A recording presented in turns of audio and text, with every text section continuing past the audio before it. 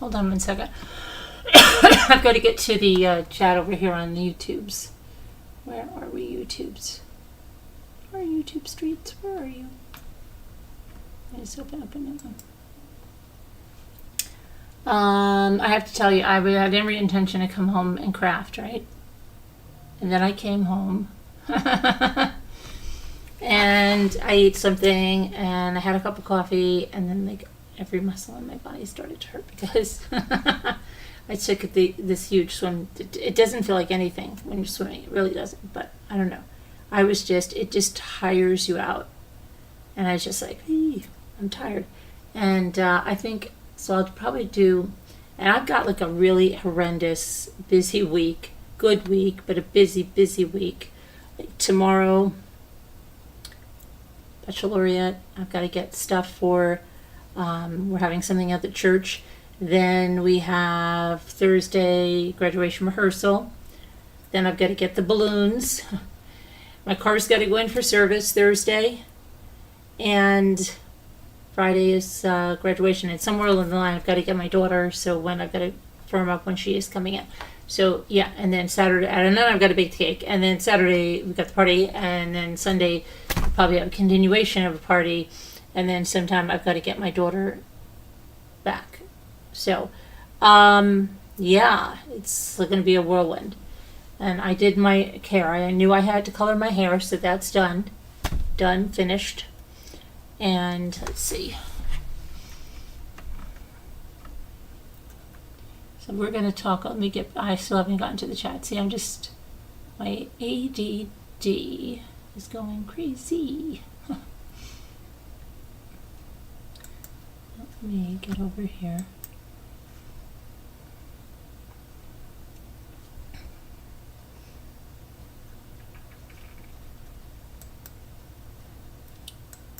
YouTube studio.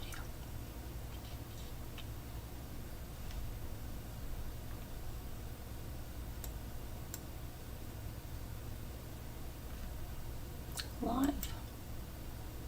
Here we go. All right, there we are.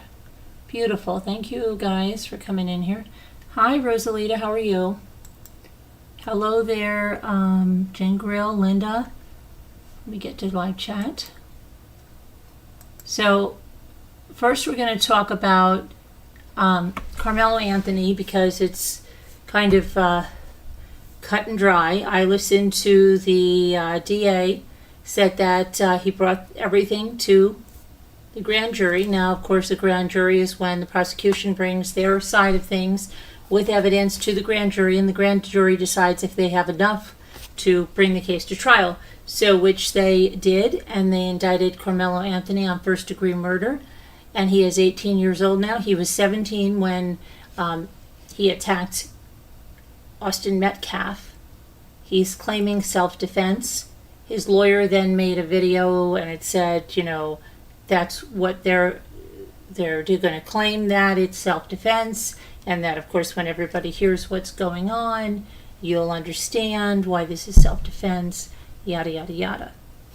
And that's it. He didn't go into court or anything. The indictment was just handed down.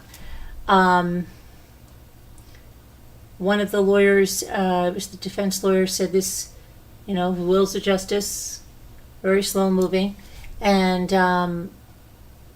could be a long time before he's even in front of a judge. And then after that, to go into trial is probably going to be well into 2026. That's what they said. So that's it right now. You know, he's out on house arrest, and that's the way it is there. Now, hi Frilly Farmhouse.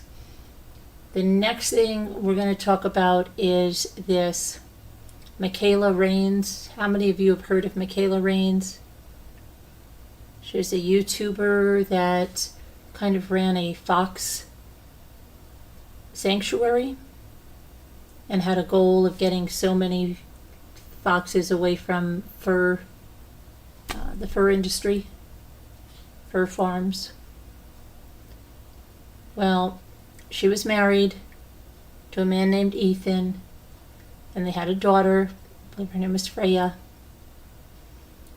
And what was happening was there was online bullying going around in YouTube. And she had a following of 2.4 million on YouTube. She had 500,000 on Instagram. Those numbers have probably all gone up since this. Hi, Brenda. How are you? You've never heard of her, but Brenda has. Yeah. And what happened is, and I think YouTube is going to have to do something now. They're going to have to do something. You have the Las Vegas couple that was shot dead outside the Bellagio by the fountains, right? That was over YouTube bullying, beefs, and copyrights. The couple was stalked by this guy. He was making YouTube videos, driving around, looking for the couple. The couple was live streaming out by the fountains.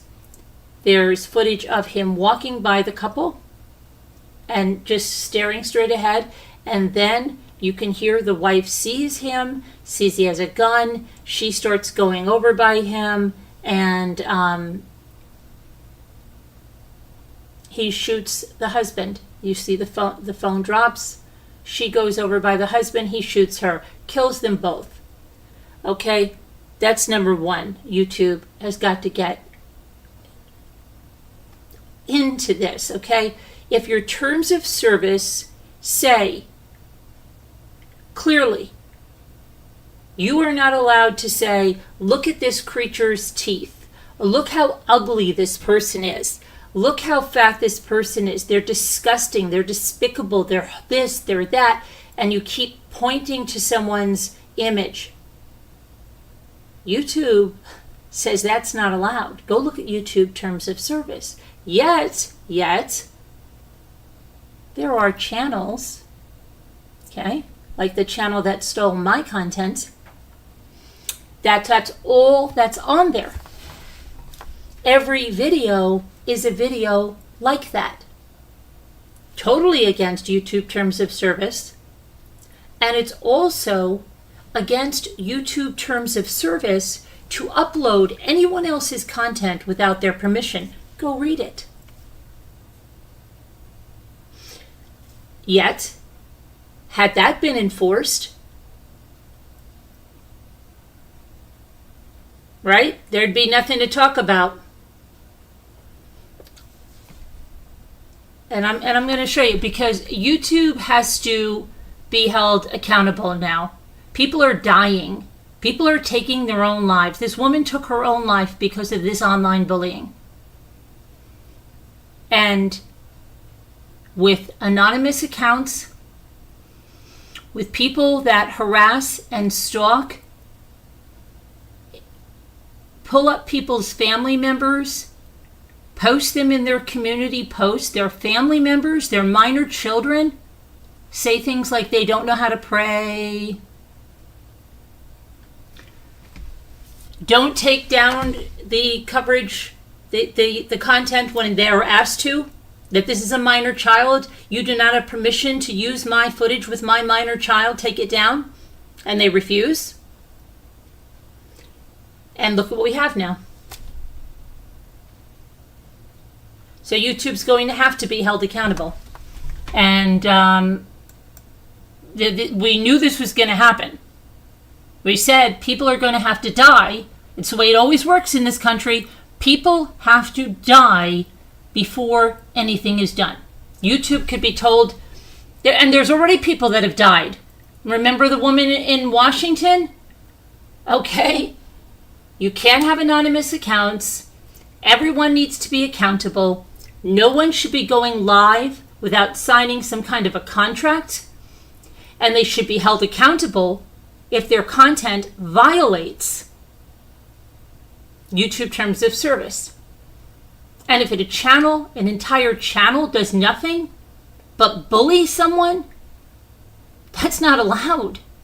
And those channels should be removed. YouTube, you've got to do better, YouTube. So let's first look at what happened to this woman, and then we're going to look a little bit at YouTube before we go to Diddy.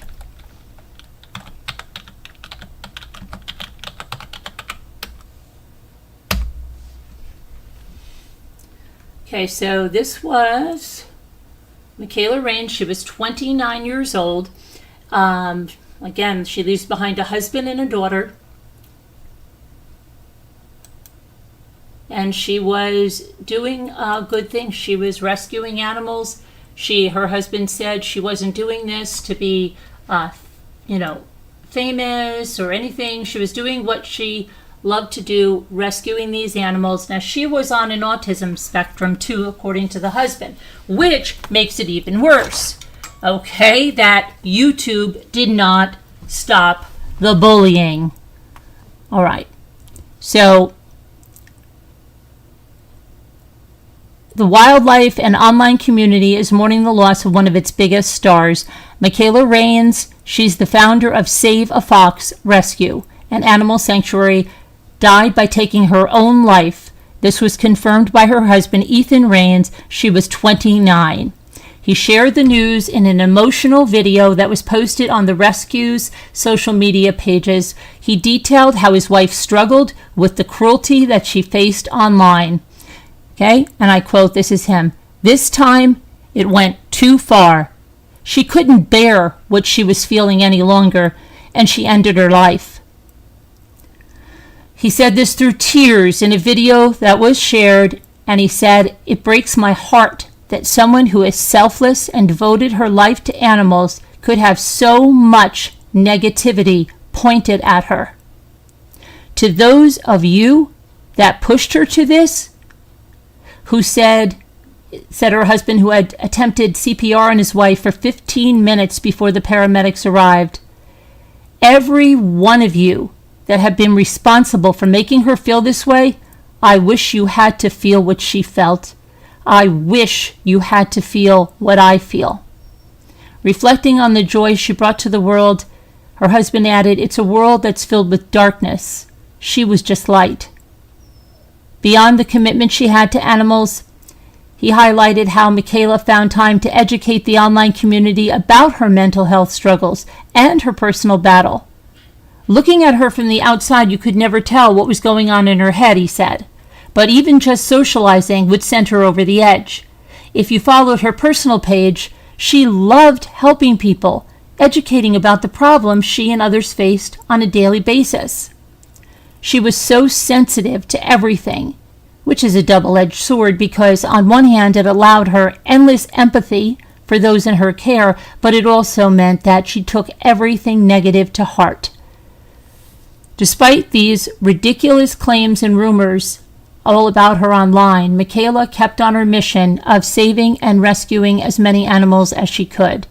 She pushed through for years, Ethan said. She pushed through the pain of people trying to bring her down and the mental challenges that she faced, and she still rescued hundreds of animals and changed the lives of so many.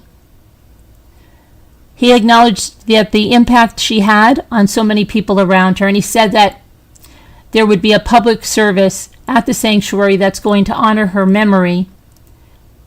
He vowed to keep her mission and legacy alive at the facility that's based out of Minnesota. And he said she was not just a rescuer, she was an advocate.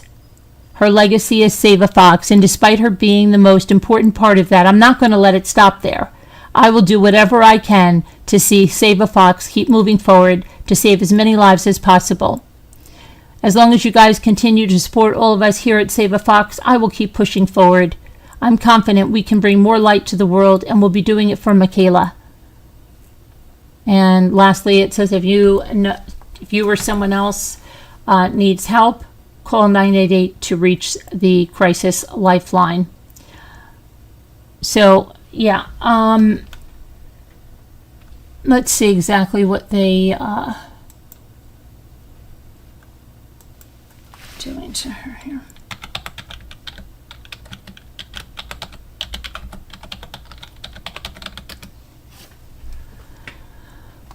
Okay.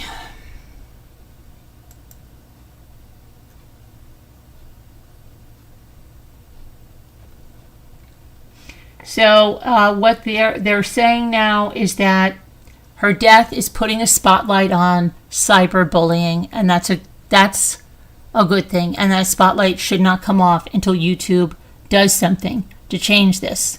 It's crazy. Let me see here. So what they're saying is this is casting a light on this cyberbullying that's going on YouTube. She had amassed, like I said, 2.4 million followers on YouTube, 500,000 followers on Instagram, and more across social media. But she suffered from mental illness, and she was on the autism spectrum. And they began throwing dirt on her name, her husband said. Bullying was a factor. Most of the people she knew, some of them she didn't know. Some people were online. Some people were in on social media. They had these ridiculous, constant rumors about her that they spread. 95% of, what did they just say here? Hold on a minute. 95% of online creators. Hold on one second. The husband said, if you only have negative garbage to say, just shut up. Yeah.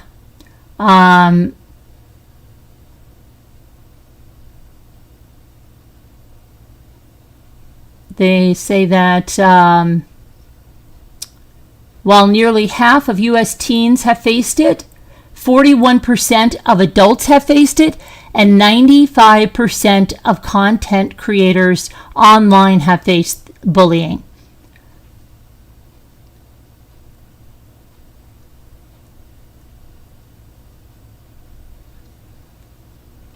Let's see what else we can find here.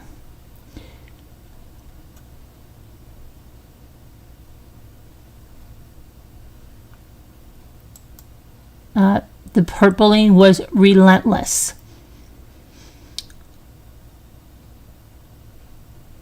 Amid relentless online bullying, her family said she took her own life.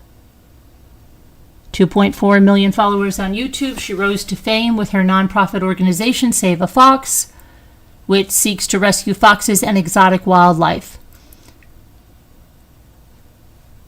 Okay, so let's see what they put on Facebook here.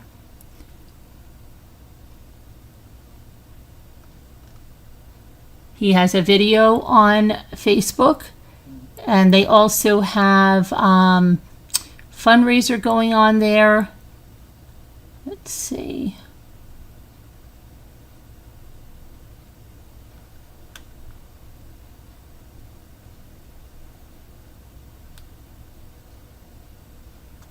But yeah, it just seems like people just have to attack other people. It's really a really sad dynamic, and it's usually people with sad, bitter people that do this stuff. It's not happy people that have fulfilled lives. It's not. And it's a lot of them have mental illness themselves. A lot of them have different disorders.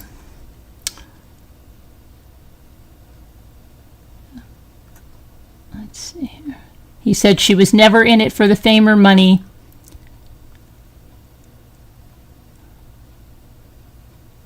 Let's see. And of course now everybody, right, wishes they had done more. Exactly. This is the way it always is. So how many more people before something's done, right? How many more?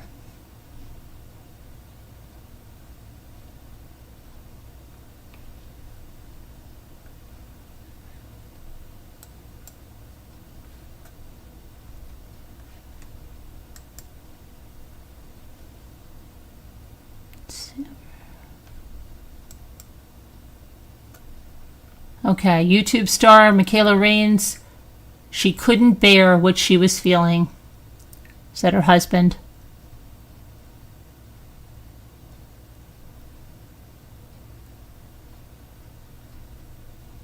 We have suffered a loss that is unimaginable, he wrote.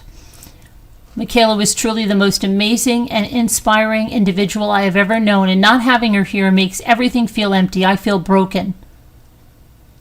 But I will continue her dream, and I have to have your support going forward so that we can do good in her name.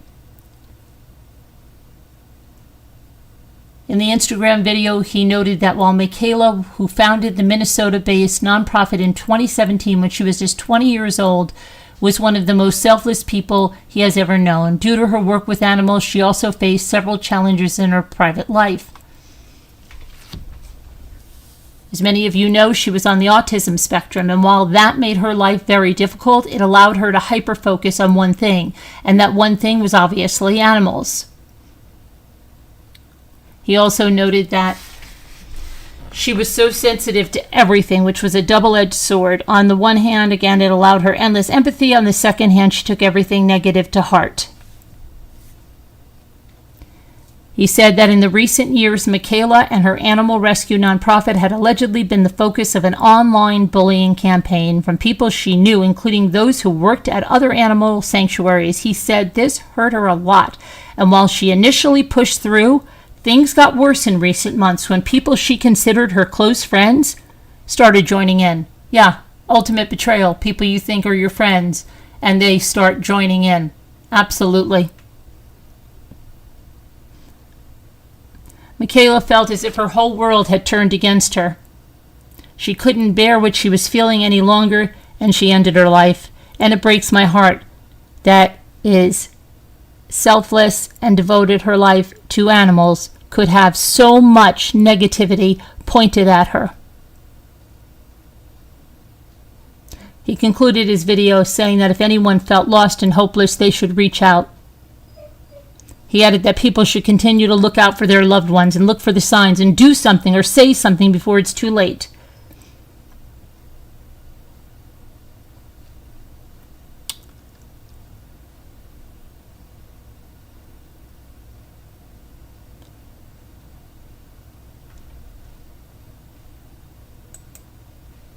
As someone said, let this be a lesson to all of us to learn to walk away from those who hurt us on purpose. Saying it is easier than doing it. However, this is not a new idea, just one that is not practiced enough. And so those people are allowed to thrive and grow into large numbers. To anyone who's being bullied, first of all, know that you are loved by someone somewhere. Know that you have the power within you to be who you are, regardless of anyone and their ideas, especially people you've never met, who are complete strangers and who do not know your heart. I will repeat the lesson again. Walk away. You know, that puts everything on the person being bullied. Well, how is she going to walk away when this is her livelihood, right? That's where YouTube comes in. YouTube is the one that has to make these bullies walk away by not allowing them a place on the platform, along with every other bit of social media that allows that type of behavior.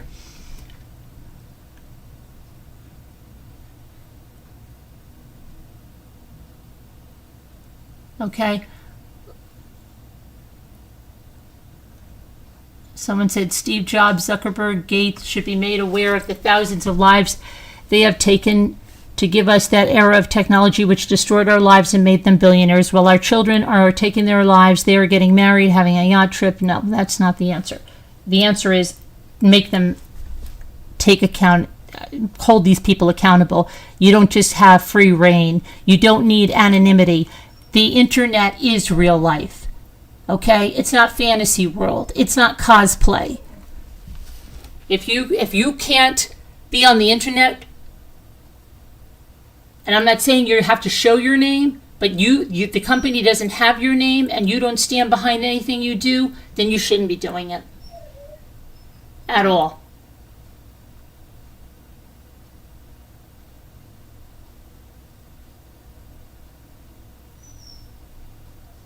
And again, let's see here. What sort of bullying was done to this poor woman that caused her to take her own life? Was it just talk or did it go further? I get that she was hypersensitive, but how does, these people, what other people say make her do this? She apparently was doing good work. Why didn't she, they're blaming the victim. It's ridiculous.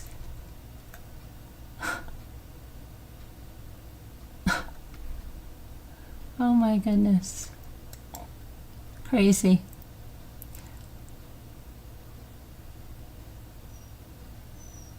it says, crazy how adults gripe about kids bullying, yet it's okay as adults to do so. Shame on every single one of you. May karma reach you all. Condolences and prayers to her husband and family. Rest in peace, Mikayla. That was another comment. I'm just reading them.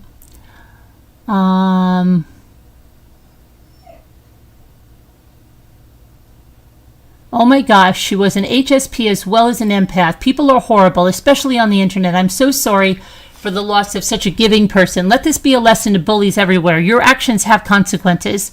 I hope her husband takes every single bully to court for prompting her taking her own life.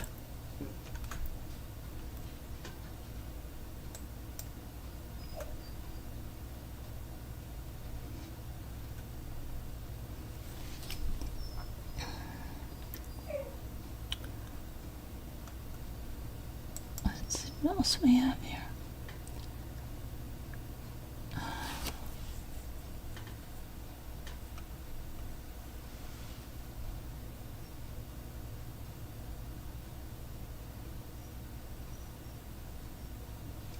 Everyone has to stop nitpicking. You know, M didn't mean the unalived was hilarious. Everybody is on edge. I don't even know what they're talking about here.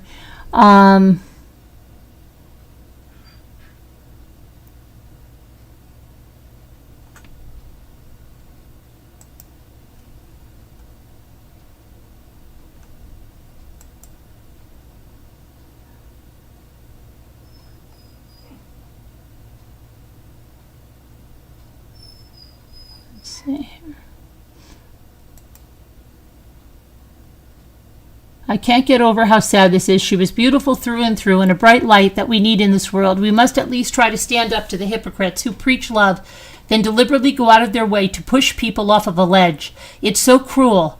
Example, there's a woman who belittles her neighbor, laughs at her, calls her names because she is different. No one stood up for her, and she got an entire neighborhood to chime in, and she wanted to take her life. There are grown adults that are being bullies. The Heartless Human is an author and wrote a self-help book about the stigma of mental illness. So she is a charlatan, perpetuating hypocrisy and evil while demeaning her next-door neighbor using the word crazy. What I'm trying to say is avoid gossip, unkindness, and actions or speech towards others to put them down. Use words to encourage and lift up. We're all doing our best, and we do not know what anyone's life truly is with losses, hardships, and adversity.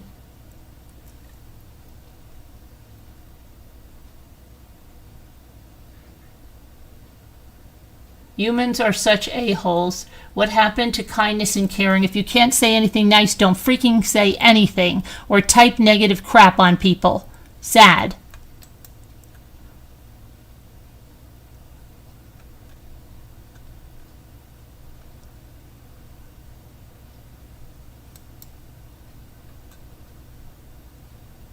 Let's see here.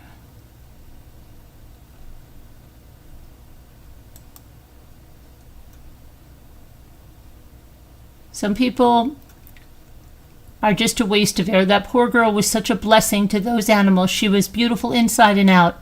She was amazing. Cannot imagine anyone either having her same love for animals, not be anything but a solid support for her. Wish I had been in her presence. I would have received the greatest gift of all. Just know and share her love for animals together. This is incredibly sad. Online bullying is out of control. People who post toxic and cruel words need to have some kind of penalty. Yay. It is actually very common on this site. People are attacked continuously. People commenting like they're part of a family with personal knowledge. To see the kind of damage you do to someone's mental health will hopefully make people be more kind. I felt like leaving the planet, but never from online bullying. It's a sad, lonely place, and her friends should be held accountable. This is very upsetting. As a longtime frontline advocate and rescuer, I know the pain she felt. Animals are innocent and vulnerable, and people are evil. Nothing ever changes enough to actually change anything. The problem is beyond out of control, and advocates can only do so much when laws protect the villains. Exactly. Laws protect the villains. The constant dread and anger is enough to drive any caring person over the edge. God bless her for fighting the fight and saving the ones she could. I'm so sorry for her family. She will be greatly missed for sure.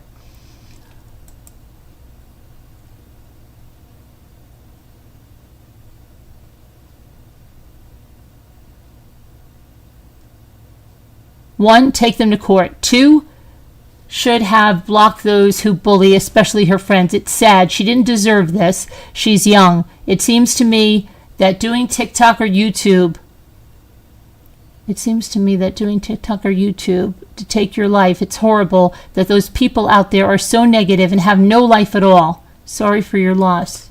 Call them out, especially her friends who knew her and were probably aware of her vulnerabilities, especially being on the autism spectrum. Haters need to stop.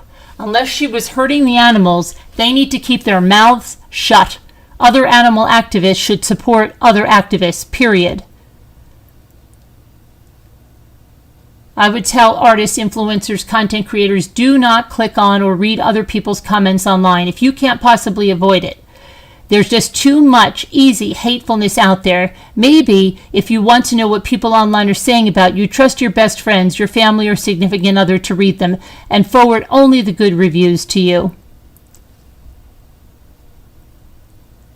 Bullies need to be held accountable. These people on Reddit need to be taken to court and convicted and sent to prison. Their words caused this. People are so cruel in their keyboards, aren't they? I'm not on the spectrum, and I would have a hard time being verbally abused, even from people I don't know. So many folks are just so mean. Why? Does it make them feel powerful?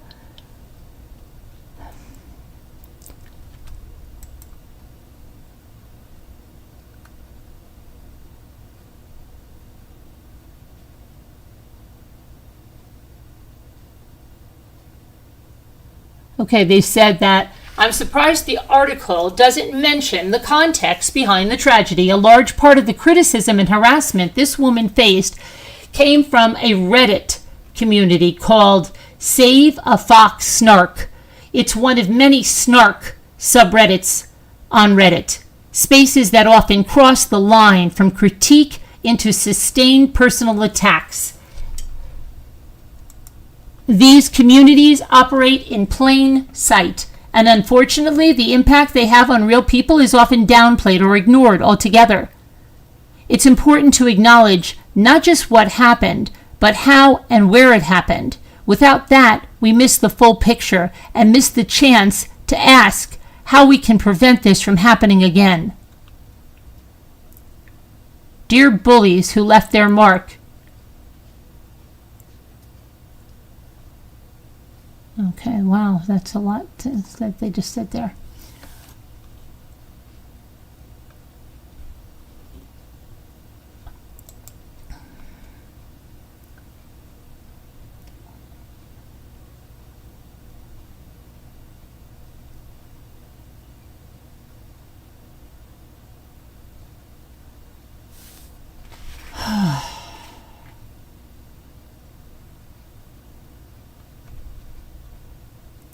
Was any of this brought up online?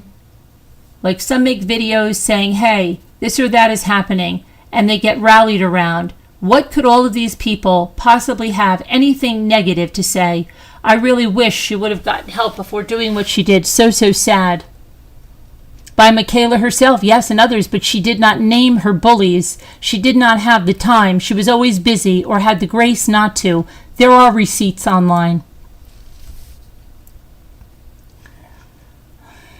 This is so sad for her family and the wildlife she cared for. To the people that bullied her, shame on you all. What is wrong with humans today? Again, so sorry for the loss of a beautiful soul. Rest in peace. People can be so cruel. Prayers for her family.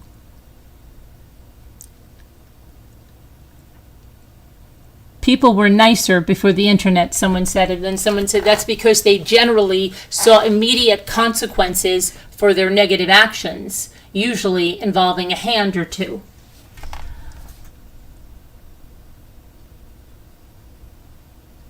Very sad. Why are people so cruel? Again, but I still don't hear anybody talking about doing something about it.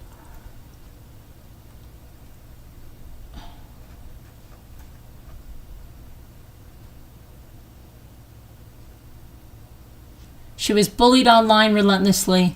There was no way to cut ties, and using the word lame is offensive too.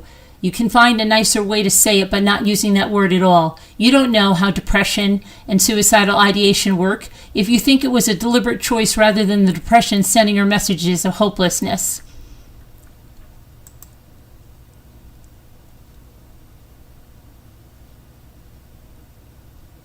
Yes, there are people who can shrug off bullying and those who take it to sleep with them. I'm 64 and can take bullying by the cowards hiding behind a screen, but I choose not to. I'm not on any social media and I don't miss a damn thing. My heart aches for people like her, sensitive, caring to a fault, autism on top of that. It's terrible. It's sad because bullies haven't changed since I was in grade school. The big difference is the internet. I'm angry because every time we lose someone to bullying, the bullies get louder. They applaud this, and media promotes it.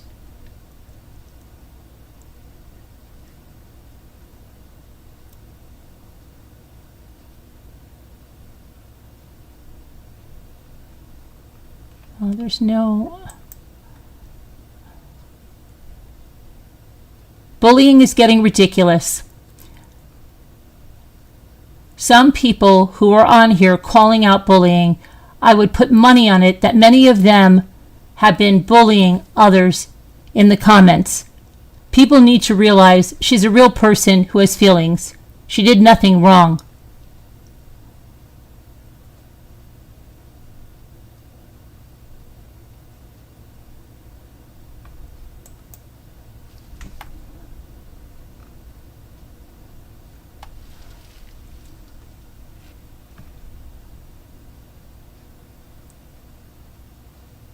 Seriously, bullying affects everyone. Don't blame the victim for being sensitive or autistic. These friends should be tried for manslaughter, maybe even second-degree murder, depending on intentions with their hateful social media posts.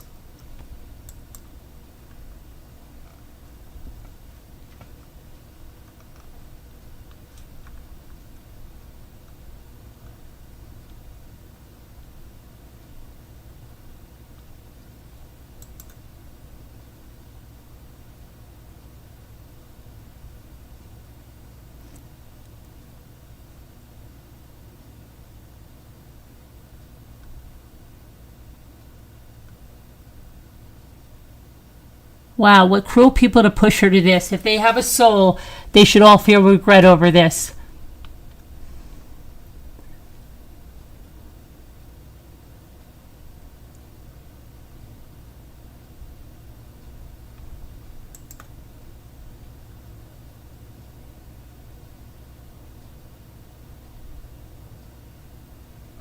Okay, so let me see something here. Let me see if that that Reddit group is still up, right?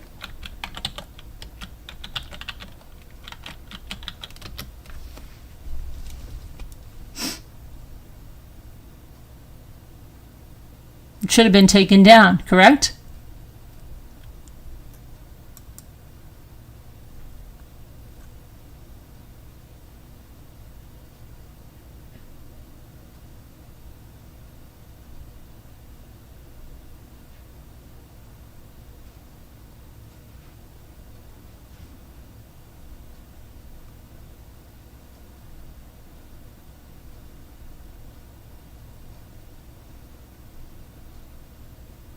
The fact that that subreddit went private to no doubt clean up their malicious posts and then moderators' accounts have suddenly vanished is so sickening to me. Isn't that interesting? The accounts on that sub didn't, but other prominent accounts on Reddit, Tumblr, and Twitter who were always showing up on her video made comments, most of them stating, "I do not take responsibility for anything because I was right."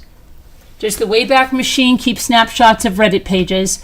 What was public before they went private might be saved on an earlier crawl. I wonder if any of the owners of that subreddit will make a statement, though I doubt it. They're probably celebrating on their discords. I wish nothing, but blah, blah, blah, blah, blah. It's all fun and games until someone gets hurt or in this case dies. Is that really what happened? This is so heartbreaking. Why must people be that crazy? There was a page exclusively for trashing on her that went dark when her death was announced to the public. The world's a sick place.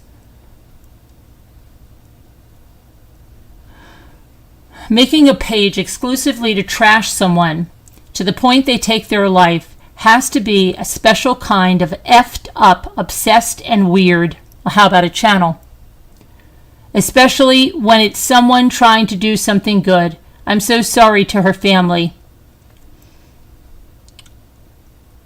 And someone said, there are subreddits dedicated to hating on people for absolutely no good reason. For years, people have communities around content creators they used to like, but then started to like them less, which apparently is enough justification to amplify rumors and drama about them. I usually consider Reddit to be relatively sterile compared to other parts of the internet, but the snark kitties are unhinged. This happens to a lot of people. Lady Gaga had a Facebook page made about her, literally called Stefani Germanata, You Will Never Be Famous, that resurfaced. It was made by her college classmates. Jealousy can really bring out the worst in people, and these people were obviously jealous that they couldn't say they contribute anything good to the world. Effing cowards. Yeah, people love to run their mouths until there's consequences. Say it out loud. It was a subreddit. All of those snark pages can go to HELL. They exist solely to bully people.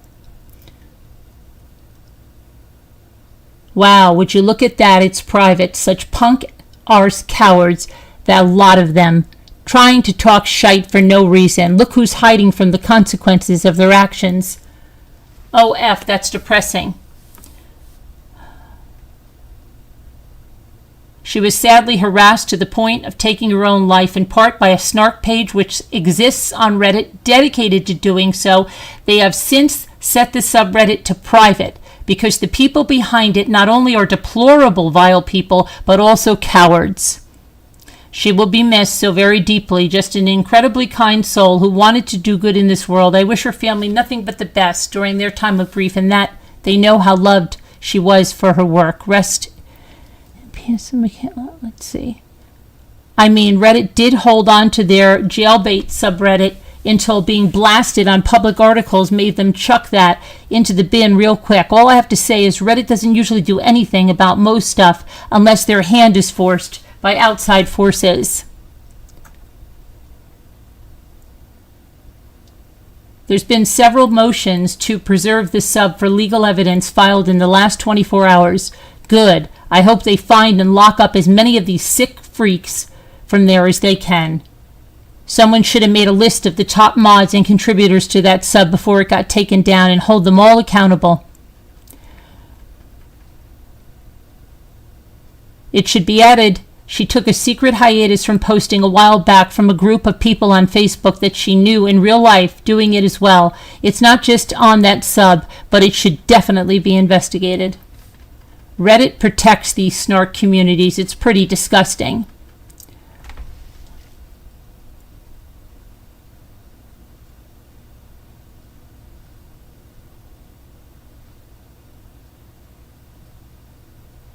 I'm sorry. So Reddit is okay with the fact they supported a crime and they're also now protecting a group of murderers. I don't know what's worse.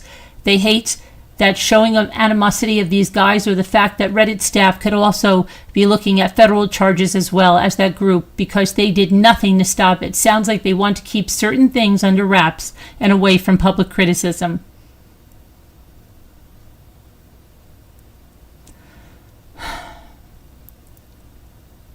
Effing H. Some people really are the scum of the planet. Why would you target someone who's just taking care of foxes?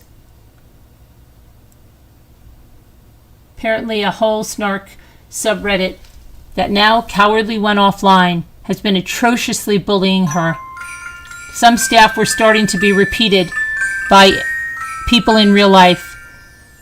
I didn't dig too much on the whole thing because I got the news late last night and I was working the whole day.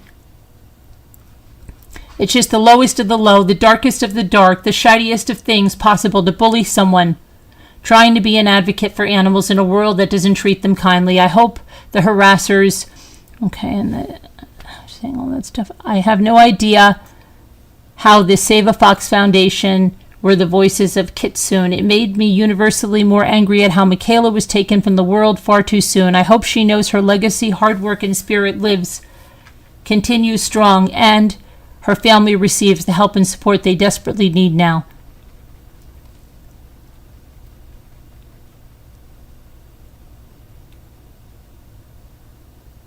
I used to watch the channel. I enjoyed Finnegan, Dixie, Kipper, Matthias. The Foxes go on and on. But seriously, what the F, man? How can people harass and give her shite? Her daughter Freya is going to live life now without her mom, man. How the F can people be this way? Watching the video, it was other animal sanctuaries and even some close friends who attacked her, as well as people online. It's just so effed. It's hard to tune out negativity. I'm pretty negative on here, but for your guys' sake, if you're getting attacked, the best you can do is report, block, mute, or take a day off of a few of the internet. The hate will not only hurt you, it will corrupt and consume your mental state, resulting in depression. It's not easy to tune it out, but guys, just try to. And I ask for help if you're struggling. Don't ever take the taking your own life route. Wishing the best for everyone, but for me, I'm taking a day off of Reddit. Waking up to see a content creator, an animal rescuer, take her own life through bullying just only tells me that some people have got to go, and I'm stopping there because I know what I would say would get me banned. For the sake of everyone's health, stay safe, stay strong. It's okay to ask for help. Take it easy.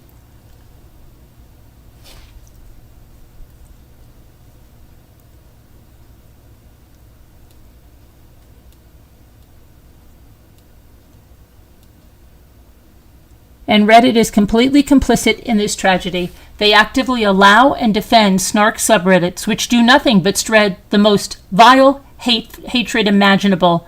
Snark subreddits are only allowed to harass and slander and spread lies and hatred. I won't be surprised if stuff like this continues to happen. It's unbelievable, it's heinous, and it's tragic. My heart goes out to everyone affected by this devastating loss. It's unbelievable that someone so kind could be relentlessly bullied by the internet to this very point of this happening. Some people are just so heartless and don't realize the very real consequences that their actions have.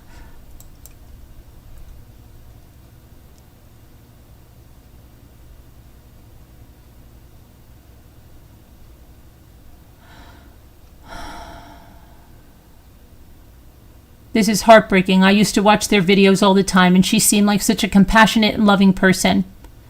I hope Reddit cracks down on cyberbullying and holds users and subs more accountable, because this has become a tragic, preventable pattern.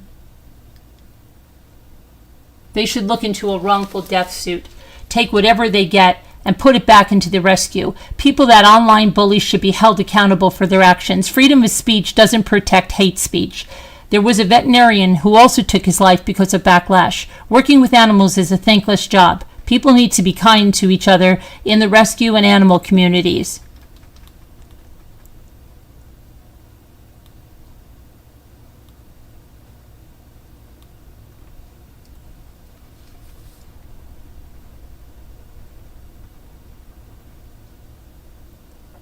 She was being harassed by self-righteous, humanity-hating animal lovers who think they know better about running a fox rescue than a real rescuer.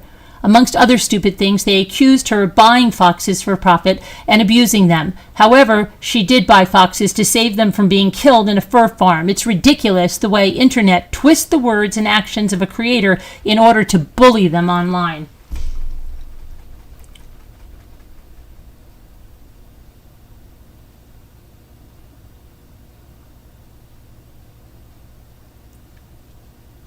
She was being harassed due to a number of concerns raised by critics over how Save a Fox was run, including valid criticisms about the blurred line between nonprofit rescue work and private ownership of exotic animals.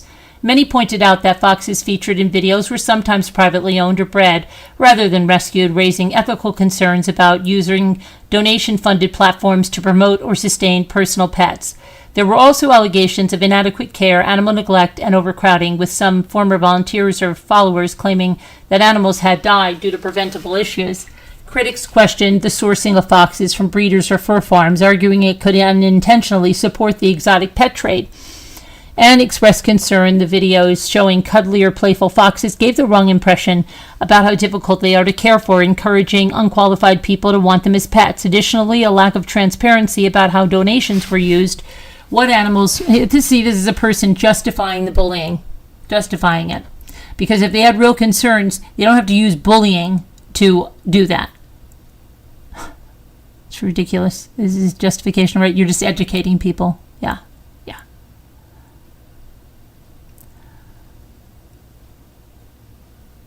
I don't know what happened, but I've read some of the comments under this post, and all I have to say is I effing hate the idiots who harassed her. I didn't watch that much of Save a Fox, but I could tell that she was happy to help those silly foxes. Save a Fox was doing God's work. Honestly, those foxes deserve more than living in a cage in a fur farm. I swear. Those effers probably thought that instead of giving those foxes a huge and safe area with a fence to keep them safe, is still wrong, even if some foxes probably spend their entire lives in a small cage and have no clue how to survive alone or have health issues.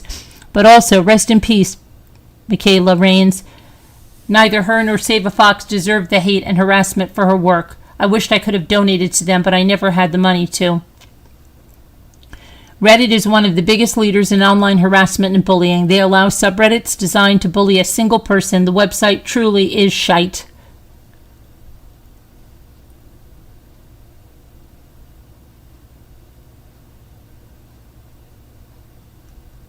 Reddit is the problem. I've been saying it for years. Snark subreddits are allowing illegal BS is why this site needs to be effing wiped. I'd be happier if Reddit was completely wiped out and gone. I don't want any of it to remain. A whole subreddit was dedicated to harassing her. I wonder if she'll get the justice she deserves for working so hard and being harassed for years by these people.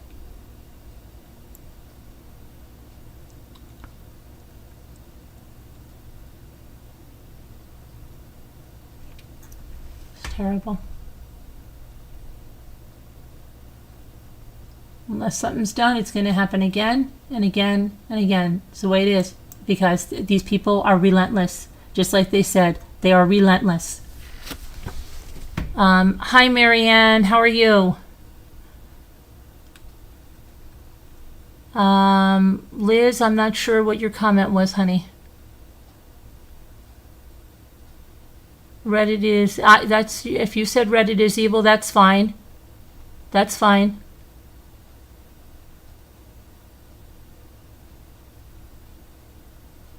Let me see, I'm going to see what you guys are saying. I'm trying to scroll back up so I can read your chat.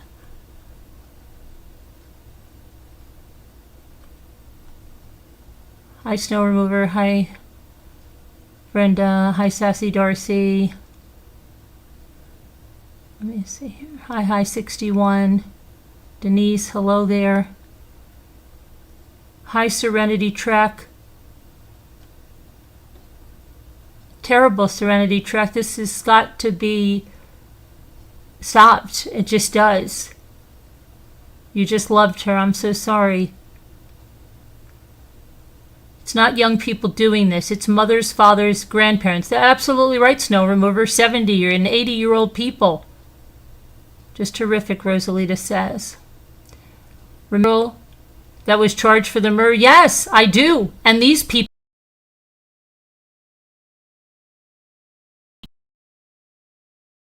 And Reddit, and I don't know what Reddit's terms of service are, but I'll tell you that YouTube's terms of service are not supposed to allow that things that are on those channels, like the one that took my content. What am I saying? The one, about 10 channels that took my content without my permission. It's not even supposed to be allowed on YouTube.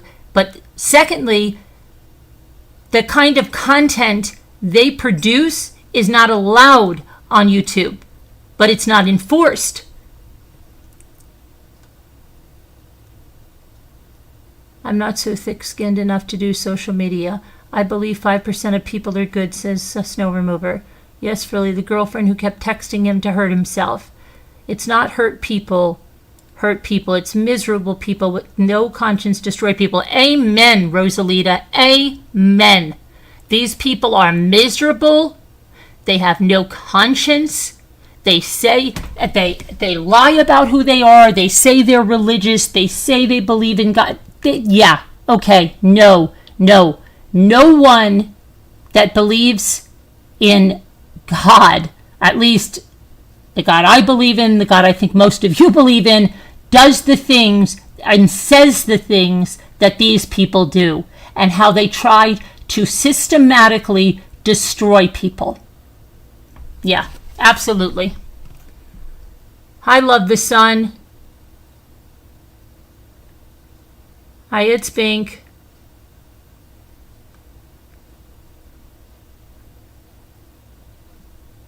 Let's see here. I've said it before, these trolls don't care if 1,000 people do themselves in. That's what I said. It happened a couple of years ago, I believe, Liz said. Reddit is evil AF.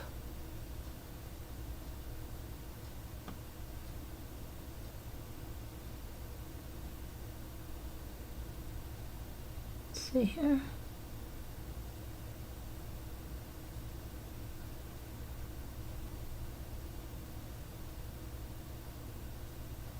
Hi, Carolyn. Very interested in this. Yeah, it's really sad, and something's got to be done. It really does, and I really hope that this doesn't just get swept under the rug. These Reddit pages, and believe it or not, I believe I know there is at least, actually it's 2 Reddit pages about me, okay? About me.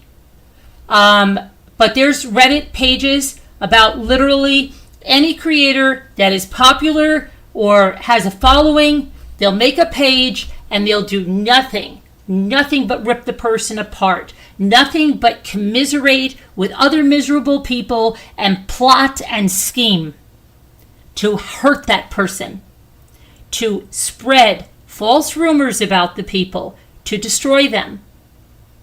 Yeah, yes.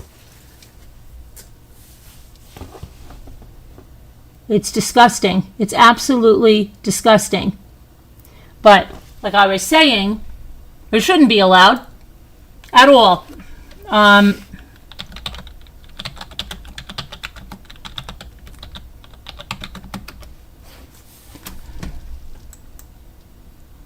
Okay, let's look at this. Watch this. Here's YouTube, right?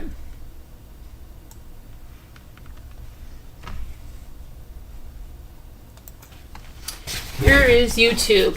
Harassment and bullying policies, right? The safety of our creators, viewers, and partners is our highest priority. We look to each of you to help us protect this unique and vibrant community. It's important you understand our community guidelines and the roles they play in our shared responsibility to keep YouTube safe. Take the time to carefully read the policy below. You can also check out this page for a full list of our guidelines.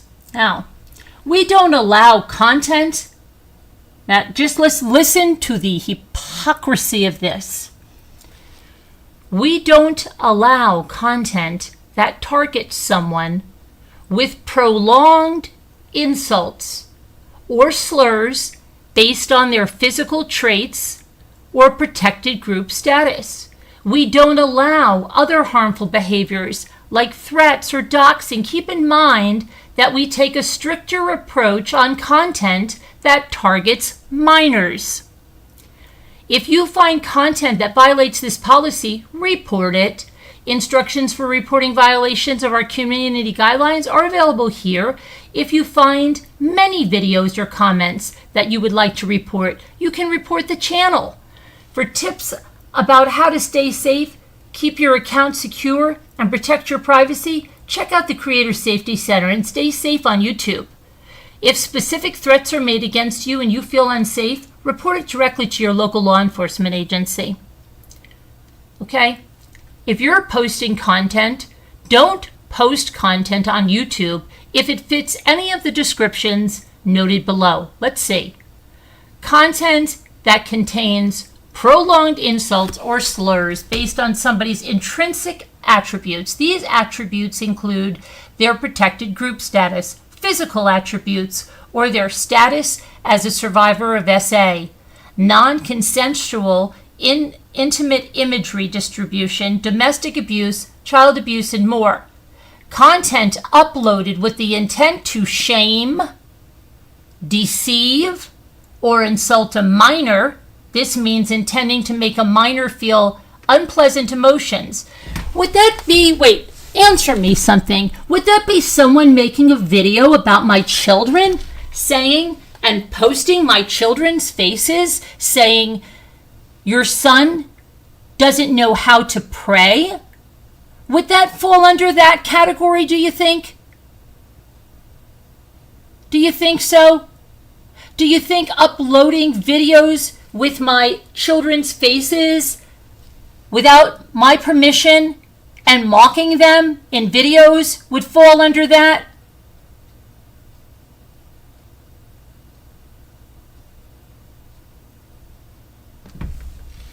Because it seems like it would, doesn't it?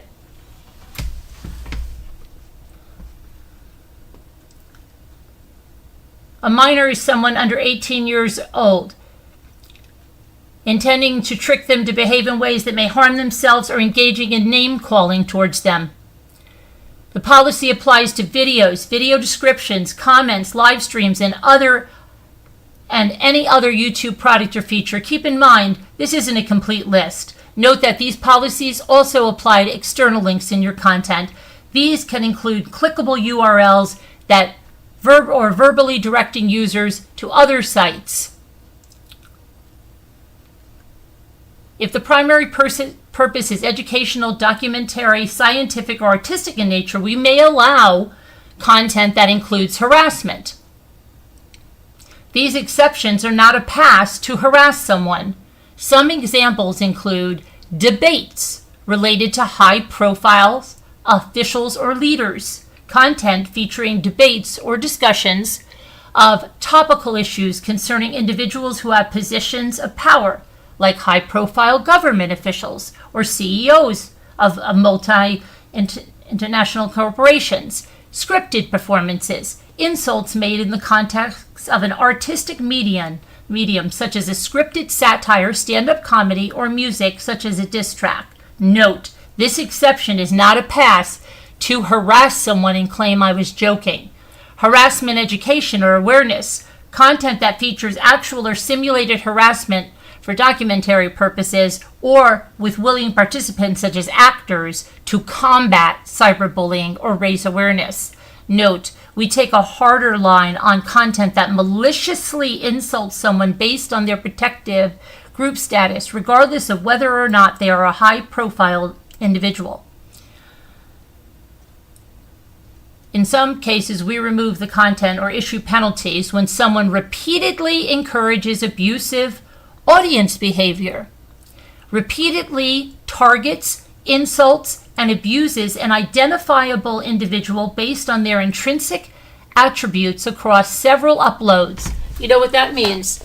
Someone that constantly uploads content that mocks someone, calls them ugly, calls them a hunchback, calls them old, calls them disgusting, calls them, oh boy, horrific names that I don't even want to repeat, multiple videos, maybe 99, maybe 100, maybe the entire channel's content does nothing but that. Exposes an individual to risks of physical harm based on the local, social, or political context. Well, anything that is doing stuff like that is exposing them to harm because it just takes one unhinged person, right? Creates content that harms the YouTube community by persistently inciting hostility between creators for financial gain. Examples. Here are some examples of content that's not allowed on YouTube. Okay? Now let's listen to this. Repeatedly showing pictures of someone and then making statements like, "Look at this creature's teeth, they're so disgusting," with similar commentary targeting intrinsic attributes throughout the video. Maybe someone's thumbs that are double jointed, maybe someone's feet, maybe someone's body, maybe someone's face. Targeting an individual based on their membership in a protected group, such as saying, "Look at this slur."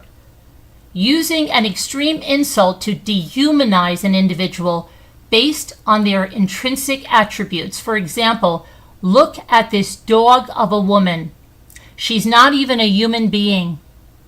She must be some sort of mutant or animal." Targeting an individual and expressing a wish for their death or serious injury. "I hate her so much. I wish she'd just get hit by a truck and die." Depicting an identifiable individual being murdered or seriously injured. For example, a video includes a clip from a movie where one character is brutally shot and killed. The video is edited so that the real individual's photo is placed over the actor's face. Would that be like having a funeral for someone? Threatening someone's physical safety. This includes explicit threats like, "When I see you on Saturday, I'm going to kill you." This also includes implying violence by making statements like, "You better watch out," "I'm coming for you," while brandishing a weapon. Someone did that. And someone just recently did something on TikTok where they said she doesn't even know what's coming next. Yeah. Posting an individual's, thank you for that screenshot, by the way. Posting an individual's non-public, personally identifiable information like a phone number, home address, or an email address. Wait a minute. Would that be the house, the address, my car outside of a Airbnb that was rented while we were there? Would that constitute that? I think so. Yeah, I think so. To direct abusive attention or traffic towards them. For example, saying, "I got a hold of their phone number, call and leave messages until they pick up." Hey, would that be them tweeting to my sponsors, saying I'm homophobic, saying I'm involved in a defamation lawsuit and they should drop me as a sponsor? Would that be that? That pretty much, I think. Rating or directing malicious abuse to identifiable individuals through in-game voice chat or messages during a stream. Directing users to leave abusive comments in another creator's comment section. Linking to an off-platform sites that host or feature non-consensual intimate imagery. Requesting that others users get in touch to share non-consensual intimate imagery. Swatting, or other prank calls to emergency or crisis response services like CPS, maybe? Like 5 times in 1 year, maybe? Or encouraging viewers to act in this or other harassing behavior. Stalking or attempting to blackmail users. Yeah, let's see. How many people turned against someone when she posted my children up there and said, keep going, Merb, and you're going to see what happens. I told you to stop, and you didn't. Now I'm coming for you. Oh, yeah, I have all that. That sounds like blackmail to me, didn't it? And to say that they're going to keep going after my children if I don't stop and get off YouTube? Sounds like blackmail to me. Video game content which has been developed or modified to promote violence against an individual. Remember, the list isn't exhaustive. Don't post content if you think it might violate this policy. What happens if content violates this policy? If your content violates this policy, we will remove the content and send you an email. Well, we know they're not doing that. We know they're not doing that. Okay, so this is what I mean. They have to be held accountable for this. Get it out of your terms of service if you're not going to enforce it. Now let's look at something else, okay? Let's look at something else.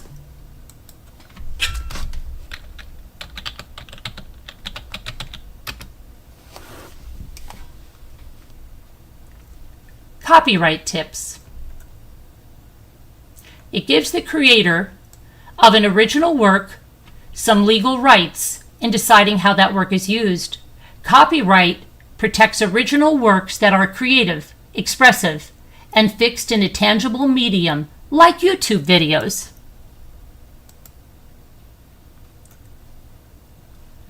In many countries and regions, when an individual creates an original work, they automatically own the copyright to the work when it's created. Copyright isn't decided by YouTube, it's decided by law. It gives the creator of an original work some legal rights in deciding how that work is used. Copyright protects original works that are creative, expressive, and fixed in a tangible medium, like YouTube videos. So that means when you create an original video, like when I create my live streams, they're original. Nobody else has them. I appear with my voice, my face. It's my content. It's copyright. Sometimes you can use someone else's content without infringing their copyright, such as in cases of fair use. You can also use someone else's content when you have permission from them. Now listen to this one. Videos uploaded to YouTube are scanned against a database of audio and visual content that are submitted by copyright owners. This automated checking system is known as Content ID. If you upload a video that contains someone else's work, your video could get a Content ID claim. Your video could also get removed due to a copyright takedown request. If your copyright protected content, now listen to this, was posted on YouTube without your permission, you can submit a copyright removal request. Note that submitting a copyright removal request starts a legal process. Let's read that again. If your copyright protected content was posted on YouTube without your permission, you can submit a copyright removal request. Note that submitting a copyright removal request starts a legal process. YouTube doesn't decide copyright ownership or mediate ownership disputes. Now, watch what they tell people. Make sure you own the rights to the content you're uploading. If you've used someone else's content, like mine, get permission from the copyright owner to make sure it qualifies as a copyright exception. Learn about common copyright myths so you can avoid common errors. Get to know the difference between copyright removal requests and Content ID claims and your options for resolving them. Visit the World Intellectual Property Organization for country-specific copyright info. Okay? So on YouTube, no one is supposed to upload content to their channel that is not their content unless they have permission from the person. Make sure you own the rights to the content you're uploading. If you've used someone else's content, get permission from the copyright owner, or make sure it qualifies as a copyright exception. Okay, let's see what this is. Fair use is a legal doctrine that says use of copyright protected material under certain circumstances is allowed without permission from the copyright holder. YouTube gets many requests to remove videos that copyright holders claim are infringing under copyright law. Sometimes these requests apply to videos that qualify for copyright exceptions or seem like clear examples of fair use. Thank you, Nora. Good to see you for being a member for 60 months. If the use of copyright protected material in a video qualifies as a copyright exception, then the video is considered lawful and non-infringing. This is why we often ask copyright holders to think about whether copyright exceptions apply before submitting a copyright removal request to YouTube.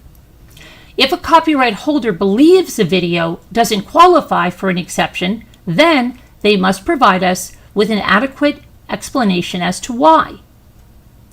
If a copyright holder doesn't provide us with an adequate explanation as to why a video doesn't qualify for copyright exception, then the video is not removed from YouTube. So that would mean that any video that is removed from YouTube must have had an adequate explanation as to why that video doesn't qualify for copyright exception. Is that correct?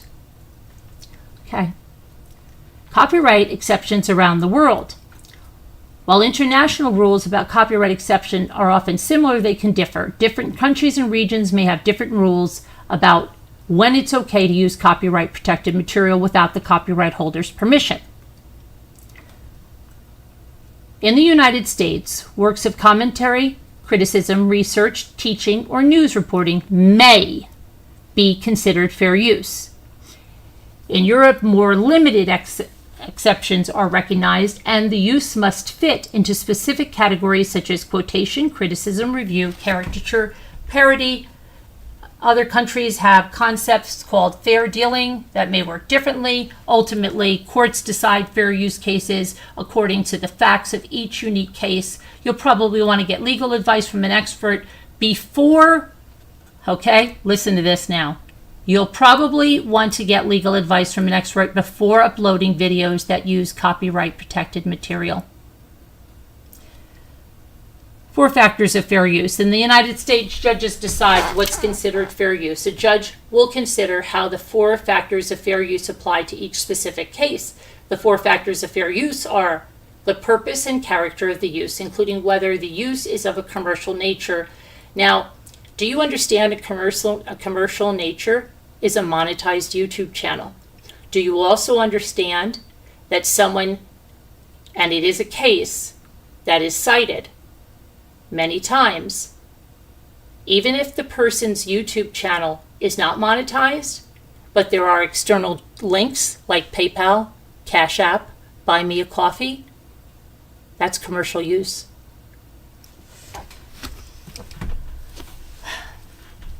Okay, so of commercial nature or is for nonprofit educational purposes.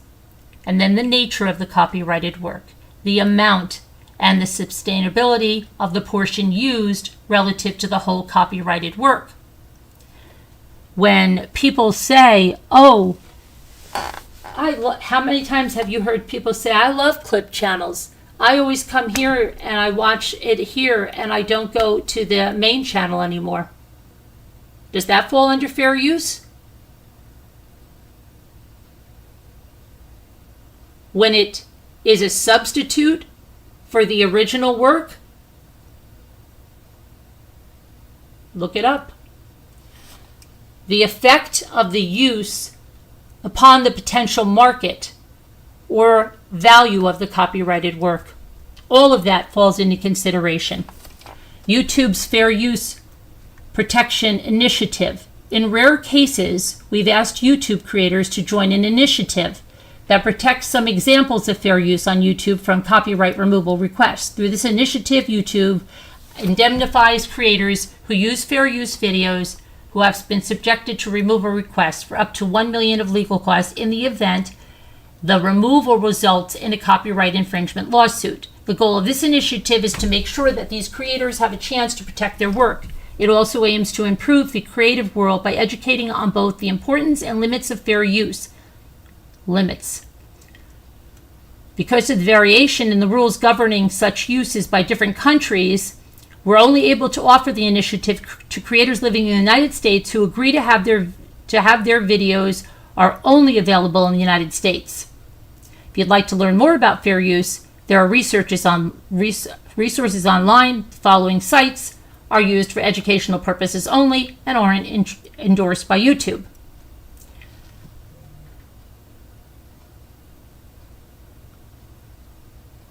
Okay, so YouTube clearly states certain things. But YouTube is not enforcing their terms of service at all.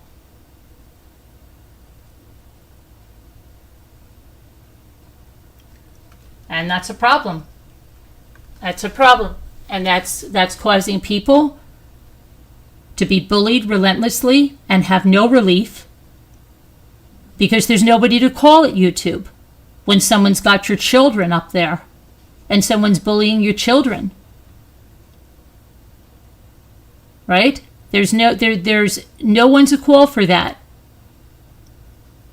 You can go on a chat. They'll try to get somebody. By the time they get somebody, it's ridiculous. People have to be held accountable. These subreddits, Reddit, all of this stuff. It's disgusting. It's a group of obsessed people that are obsessed with creators. A lot of them have borderline personality disorder. A lot of them have some type of perceived slight. An email wasn't answered quick enough. They weren't given the role of a moderator. They felt that you didn't say hello to them. It could be something as simple as that. And there is no gray area. They love you or they hate you. It doesn't matter how you help the people. It doesn't matter if you help them earn income for 5 years. They will never even thank you for that. They can't move on. They turn against you. They slander you. They bully you relentlessly. And they join together in a mob to create a false narrative and a smear campaign about someone. And that's how these bullies work. Sickening. It is absolutely sickening.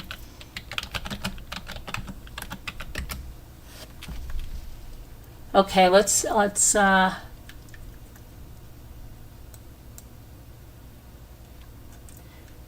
so the Sean Combs trial is coming to an end. That's it. We're going to be done with this. We're going to have a verdict very soon. The defense has rested, and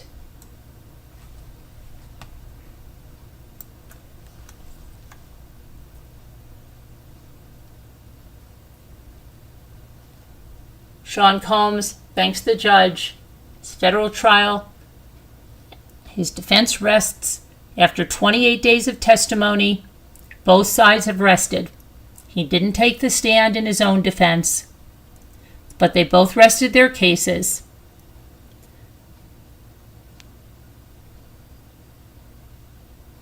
The judge, Aaron Submarinian, asked Sean Puffy Combs, "How are you doing?" And Sean said, "I'm doing great. How are you, Your Honor?" And quickly said, "I wanted to tell you, thank you. You're doing an excellent job." Sean Combs was wearing a brown sweater and a white-collared shirt, and he told the judge he had discussed the issue thoroughly with his lawyers about him testifying and confirmed that he did not want to testify. "That is solely my decision," he said, his hands resting on the defense table. He clarified that the decision was made with his lawyers.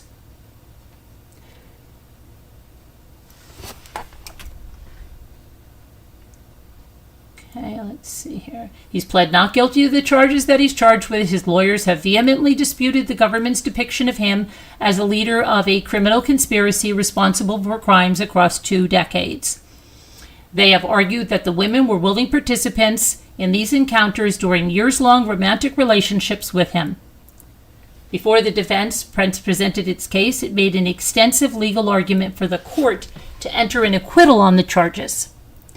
And a routine effort at this juncture of a trial. They all do it. The judge said he would rule on that at a later time. The defense then presented a brief case. It lasted only about 25 minutes, in which the lawyers refreshed the jurors' memories about testimony from the weeks prior. They read aloud text messages between Cassie Ventura and Sean Puffy Combs. Like, "We might drive each other crazy sometimes," Cassie Ventura texted. Or Sean, "But baby, you really do make me happy."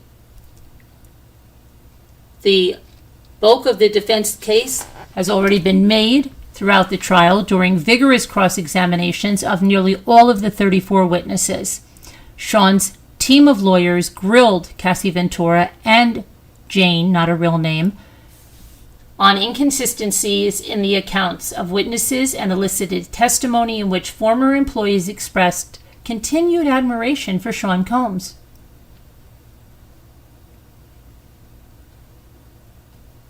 The defense has focused on messages from women in which they conveyed enthusiasm for these freak-offs with the escorts.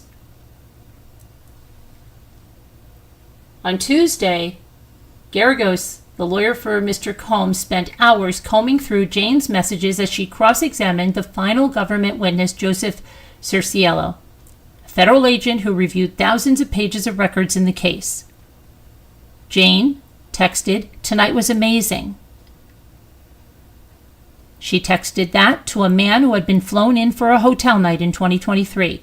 She said then to him, "Thank you for always bringing that good energy." Jane said during her testimony that she participated in the hotel nights to please Sean, but over time they made her feel manipulated and violated. She testified that she eventually decided to choose some of the men that she had relations with in front of Sean to assert some control over her situation, and she wrote them positive messages because she didn't want them to feel left out or being used. Much of the cross-examination of Mr. Cerciello consisted of a resuscitation of similar texts, many of them explicit, were sprinkled with emojis. In one exchange, Sean, from later in 2023, Jane took the lead in arranging another night with the same escort, and Ms. Garagos described a collection of accompanying emojis she sent: a smirk face, a kissy face, an eggplant, and a tongue-out face.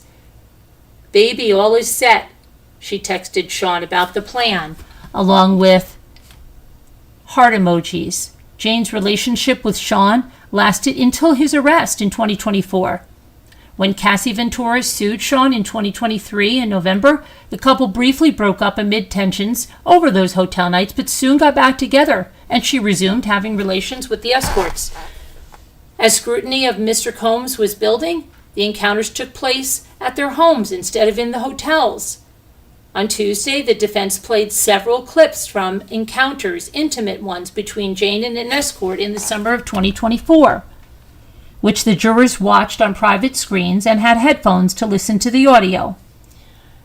The video dates back to when the government was deep in its criminal investigation with Mr. Combs. He was even arrested 7 weeks later. In the final week of their case, prosecutors also focused on showing the role they say that Combs's employees played in setting up these hotel nights, presenting messages in which the assistants discussed finding hotel rooms, dropping off supplies such as baby oil and lubricant, and ensuring the presence of a Gucci bag, which witnesses said was used to hold drugs. While arguing for her client's acquittal on Tuesday, outside the presence of the jury, Alexandra Shapiro said the government failed to prove that those employees participated in a racketeering conspiracy responsible for sex trafficking. Cassie Ventura and Jane. She said the employees were not aware of the specifics of what occurred in the hotel rooms and that Sean at times took measures to hide the presence of escorts from them. The gist of the evidence here about these other employees is that they ran personal errands. They engaged in damage control for Mr. Combs. Shapiro argued that although Combs was at times violent with Cassie Ventura, he had no reason to believe that either she or Jane were participating in the relations with these escorts involuntarily. Domestic violence is not sex trafficking, Ms. Shapiro said. The prosecution's case has narrowed some during the trial. Another former girlfriend, who prosecutors say would testify about sexual coercion, did not appear as a witness, nor did another woman who was referred to in court as alleged victim number 5. Closing arguments are scheduled to begin Thursday. So that's the end of that, and Bobby Sherman is gone.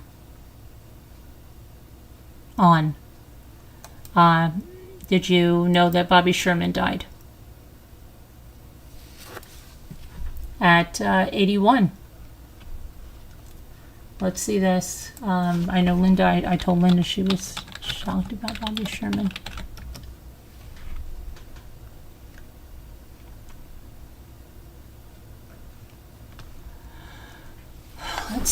see. Bobby Sherman here. Let's.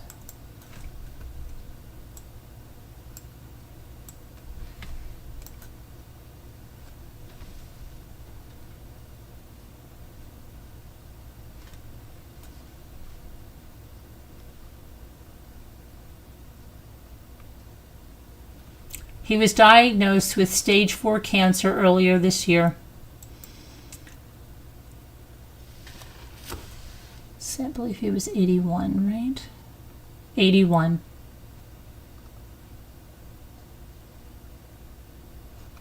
Rest in peace there, Bobby. Okay, let's see what else. Let me go back to the chat here.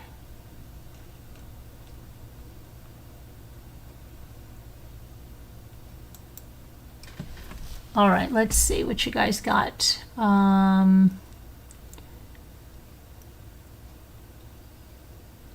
It's just me. Only good thoughts coming your way.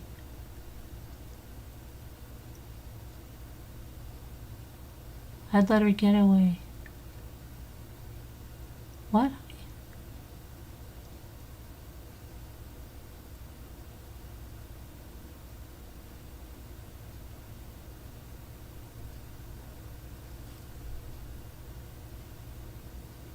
But he's in jail, of course. What are you guys talking about?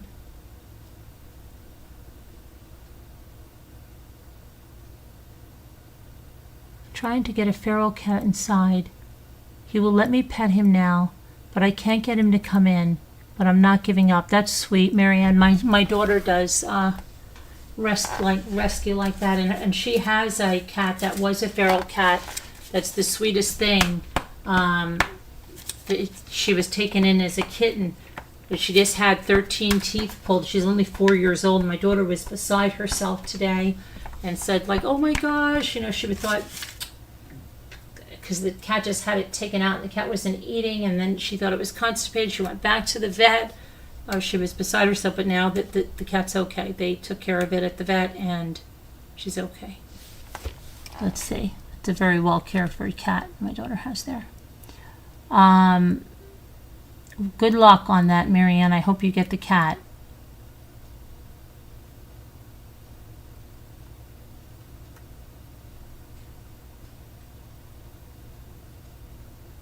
He was your mother's age, Liz asks? Huh.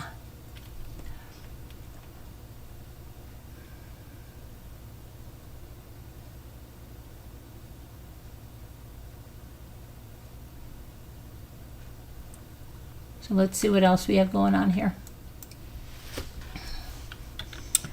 Let's see what else.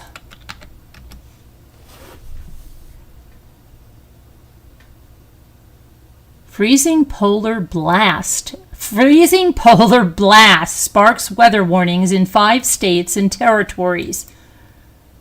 Are we serious here?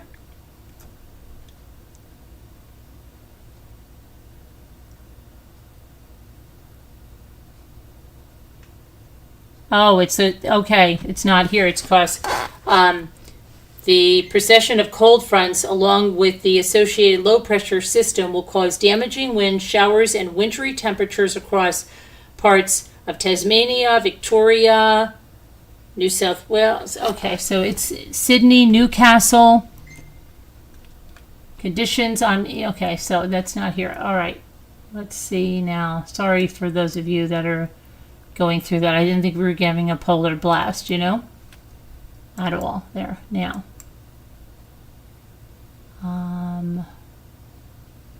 Hold on a minute.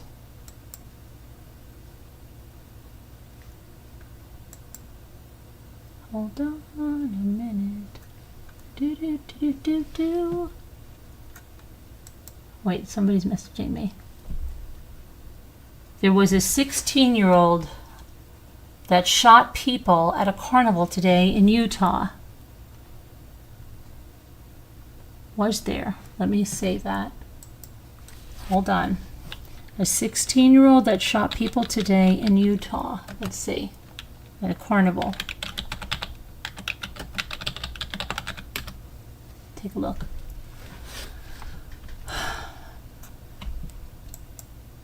Four days ago. It says 4 days ago. Uh-oh, Bobby Sherman. Hold on a minute. Bobby Sherman's up there. Let's get the Carnival up there. Hold on. Come on, Carnival. Go up there, Carnival. There we go. Prosecutors in Utah charged a 16-year-old boy with 4 counts of murder Friday for allegedly shooting to death 3 people, including an infant and pregnant woman, in an apparent gang confrontation at a carnival. In all, 5 people, including 2 teens wounded in the arm, were shot late Sunday at Westfest in West Valley City, a Salt Lake City suburb. The shooting happened a day after one at a No Kings protest the day before, making for an unusually violent weekend for the Salt Lake City area. 2 of those killed were bystanders: an 8-month-old baby boy, a 41-year-old pregnant woman, New Renea, 41, of West Jordan, Utah, an 18-year-old man, Hassan Lugundi of West Valley City, was the apparent intended target, according to the police affidavit. I'm going to tell you guys right now, I know what I hit because I know where I was aiming and I know where I was shooting. I did not hit no baby, the teen allegedly told police soon after the shooting. Police later learned that Renea was 8 weeks pregnant, resulting in the 4th murder count under Utah law. Shot in her head, Renea had been in for a medical checkup that day. The infant, also shot in the head, was in a stroller with his twin sibling, who was unhurt. Oh, that is so, oh my gosh, horrible. The infant was unrelated to the other victims.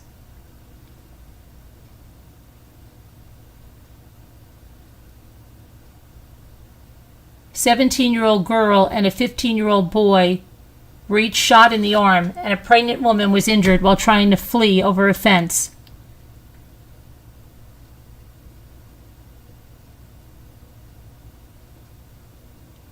Besides the murder charges, the alleged shooter faces 9 felony counts of discharging a firearm resulting in serious injury. Each murder charge could bring a life sentence, if not the death penalty, for an adult. As a juvenile, the suspect was ineligible for the death penalty or life in prison. Prosecutors asked that the teenager remains jailed without bond. Court documents did not identify an attorney. The gun used was a Taurus G2C 9mm stolen in Louisiana. The alleged shooter was a member of the Titanic Crip Society, a rival of the Bloods gang. Lugundi was friends with the Bloods member, according to the affidavit. The Westfest Carnival, a celebration of the establishment of West Valley City and of its cultural diversity, was winding down after drawing as many as 10,000 people over the weekend. Between 1,000 to 2,000 people were still present when the shooting happened. The apparently unrelated shooting at the No Kings protest the day before happened when a man believed to be part of a peacekeeping team for the rally shot a man brandishing a rifle at demonstrators, striking both the rifleman and a bystander. The rifleman had relatively minor injuries, but the bystander died at the hospital.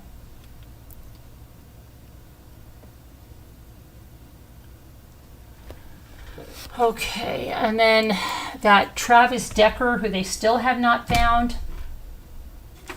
The mother spoke out. We talked about that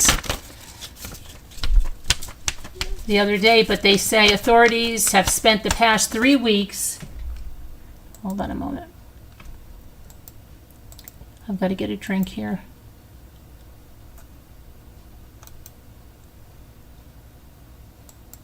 Starting to get sweaty. Okay. So we have authorities spending the last 3 weeks searching in the mountains of Washington State for the ex-soldier who is wanted for the deaths of his 3 daughters. Travis Decker is 32 years old. He's been wanted since June 2nd. Sheriff deputy found his truck there. They also found the bodies of the 3 daughters, 9-year-old Caitlin Decker, 8-year-old Evelyn Decker, 5-year-old Olivia Decker, at a campground outside Leavenworth. That discovery came 3 days after he failed to return the girls to the mother's home in Wenatchee. That's about 100 miles east of Seattle. And that was following a scheduled visit. There is no certain evidence that Decker remains alive or in this area, said the sheriff's office in a social media post on Monday. Seemingly strong early leads gave way to less convincing proof over the last 2 weeks of searching. Still, we can't and we won't quit this search. Paitlin, Evelyn, and Olivia Decker deserve justice, and Decker remains a danger to the public as long as he's at large. The Post said resources were being shifted to focus on finding Decker's remains if he died in the rugged wilderness. That's what I think happened to him. During the intense search, a possibility that increases every day. Sheriff Inspector Chris Whitesett said Tuesday that includes the use of dogs trained to find human remains. Because of the ruggedness and the remoteness of that country and some of the conditions that we've observed, it's clear that the longer he stays out there, the longer anybody stays out there, the greater the chance that something's going to happen. Whether he intends it or not, that he's going to die. The U.S. Marshals Service is working to track down Decker if he managed to escape the region. The sheriff's office said they are working extra patrols and they've been on duty. The killings occurred in the neighboring Chelan County, but backcountry trails link the area to Kittitas and the Pacific Crest Trail, which runs from Canada to Mexico.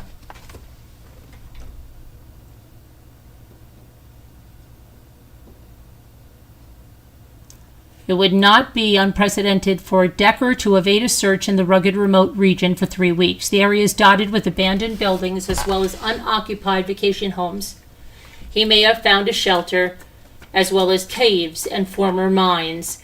In 2020, George Gonzalez, who was wanted for killing a turkey hunter, spent 23 days on the run in much of the same terrain. He was finally caught when someone called police to report seeing someone in a cabin that should have been unoccupied. Authorities looking for Decker say they are similarly relying on tips from the public to help find him. They have asked people to be alert in the backcountry and to check surveillance or game cameras or their properties. Earlier this month, hikers in a popular Cascade Range backpacking area called the Enchantments reported seeing a lone person who appeared to be ill-prepared for the conditions and seemed to be avoiding other hikers. A helicopter crew responded and spotted an off-trail hiker near an alpine lake. The person ran from sight as the helicopter passed. The Chelan County Sheriff's Office said authorities later found a trail and K-9 teams tracked the person to the area of the Ingalls Creek trailhead south of Leavenworth before the trail went cold. We still believe public awareness and help is our best tool, whether it comes from a cabin owner who finds something out of place, a hiker in the Enchantments who discovers evidence our searches missed, or anyone else. Decker was an infantryman in the Army from March of 2013 to July of 2021, and he was deployed to Afghanistan for 4 months in 2014. He has training in navigation, survival, and other skills, and he once spent more than 2 months living in the backwoods off the grid. Last September, his ex-wife, Whitney Decker, wrote in a petition to modify their parenting plan because his mental health issues had worsened, and he had become increasingly unstable.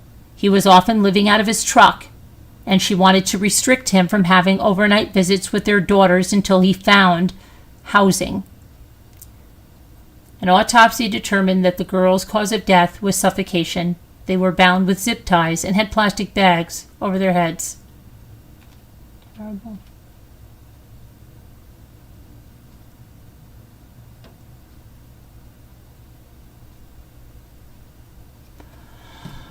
Okay, let's see something else here. I want to see.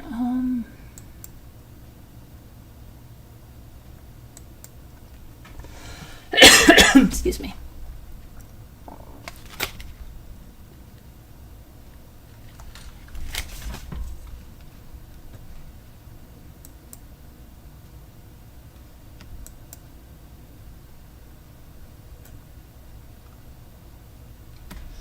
Temperatures, okay? We're having a heat wave in New York City. Reached 100 degrees as the eastern U.S. swelters under an extreme heat wave. They say exercising or playing sports in extreme heat can be extremely dangerous.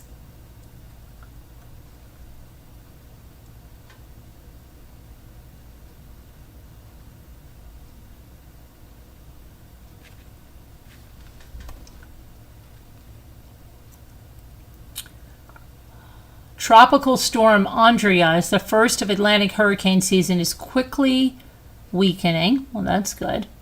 Eastern half of the U.S. is sweltering again with a dangerous heat wave expected to last until midweek.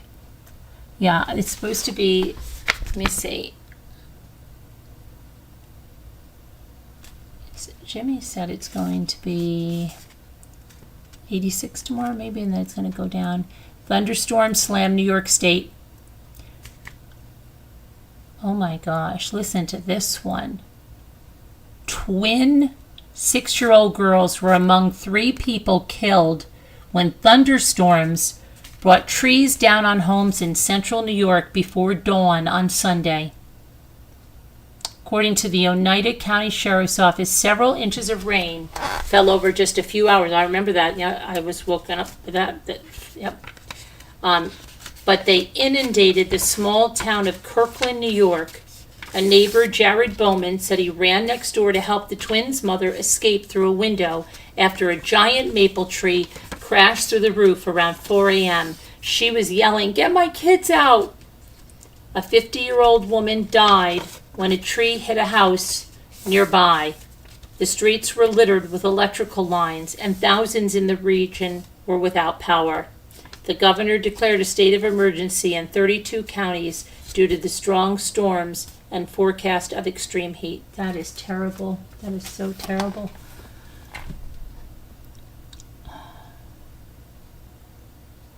Sunday marked the second straight day of extreme heat across the Midwest and East Coast. Now let's see. What do they say? It's going to stop here.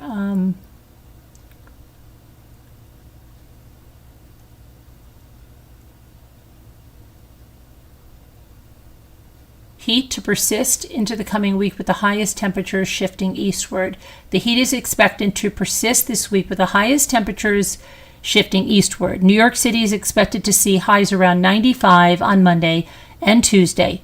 Boston is on track for highs approaching 100 on Tuesday, and temperatures in Washington, D.C. were expected to hit 100 on Tuesday and Wednesday.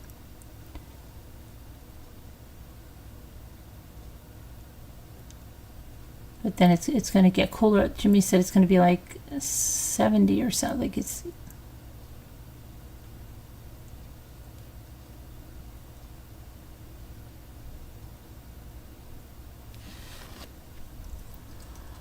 Let's see here.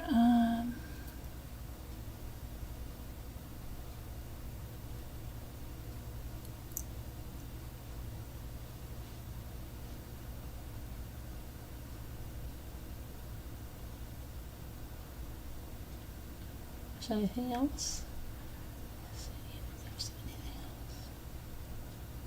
I'm not seeing that much else. All right, let me see here. Let me go back to the chat here.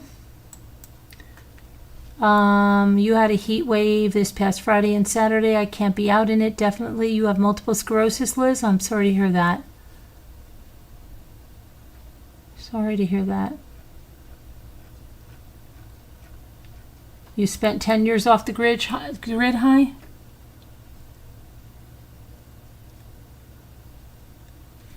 Okay, let's see what else we have going on. Let's see what else, right? Let's see what else is going on.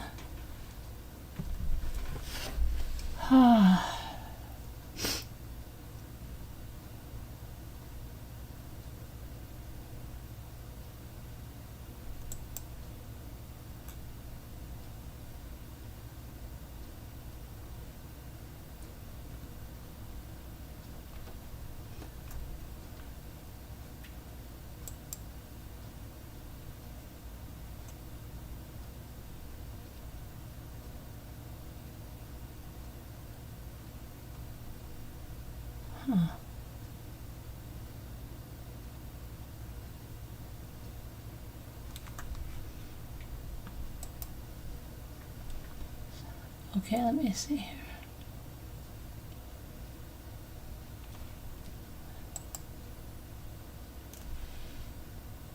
Soap star on General Hospital in Santa Barbara, Joe Marinelli, dead at 68.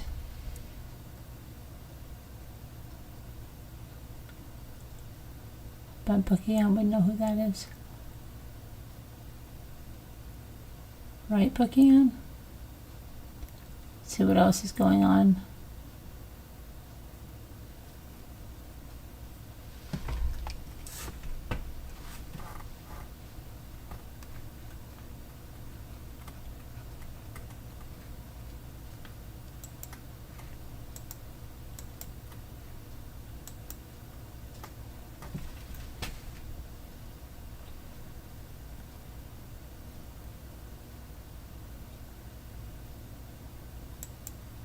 Okay, so this is this, no, this is another one. So, there's that preppy murder trial that's going on with that kid. I think he was 16 at the time. There's like another thing going on here too.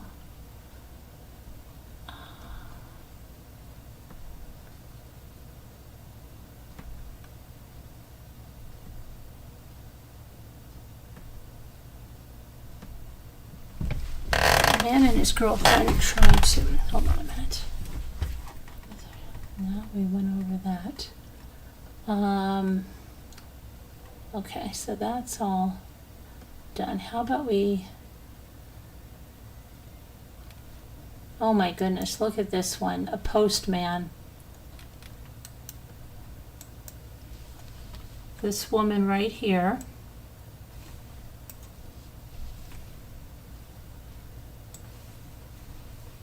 Over there, hon. Ewan Methvin, 27, murdered his partner Phoenix Spencer Horn, 20, in November of 2024. He pled guilty to the murder of his partner after her body was found in the apartment they shared in Glasgow, Scotland, in November of 2024. Methvin had allegedly strangled and stabbed Spencer Horn to death before he dismembered her body. The defendant claimed the murder happened during a psychotic episode, which was brought on by taking cocaine, alcohol, and steroids. I think we talked about this one. He's a postman. He's been described in court as the personification of evil after he admitted to the brutal murder of his girlfriend in Scotland. Ewan Methvin, 27, pled guilty to her murder in the High Court in Glasgow. Her body was found at the apartment in East Kilbride, Glasgow, in November of 2024. Methvin was subsequently arrested and charged in connection with her death. Methvin worked with the historic Royal Mail Postal Service, and he met his girlfriend at a party 2 years before her death. They moved into the same top-floor apartment where her body was discovered. The court heard that Methvin allegedly choked her and stabbed her 20 times with one fatal stab wound to the chest on November 16, 2024. He then allegedly severed her head, tried to cut off her limbs and torso in an attempt to cover up the killing. On the night of her death, Methvin texted Spencer, complaining of feeling lonely during her work shift. He later returned home after work. He ordered takeout, and he waited for her to return so they could eat together. She reportedly contacted her mother for the last time at 9:37 p.m., and she told her that they were going to have dinner. At around midnight, a downstairs neighbor heard a large noise and hurried footsteps, which coincided with an increased activity recorded in an app measuring steps at 12:13 a.m. Methvin dialed 999, the UK version of 911, 2 days after her death on November 18th. He allegedly claimed that the murder occurred during a psychotic episode induced by cocaine, alcohol, and steroids, of which he claimed he was spiked and said he totally blacked out. Her body was later discovered by police in the hallway of the apartment beside 2 blood-stained knives, with a 3rd bloodied knife found in the bathroom. A delivery driver reported that Meth Van did not appear to be drunk or under the influence at 8 p.m. on the night of the murder. Meth Van told police after being arrested, "I could not stay here with her like that. I tried to dismember her. I moved her from the bath, and I put her there." Those related to Phoenix and those who are friends are likely to regard Ewan Meth Van as the personification of evil. He recognizes the relatives and friends will never be able to forgive him, his attorney Tony Graham told the court. He will not be able to forgive himself. He understands the bereaved will seek an explanation, but he cannot provide an explanation. Meth Van also pleaded guilty to attempting to defeat the ends of justice. He's going to be sentenced on July 14th, which is a Monday. Unbelievable.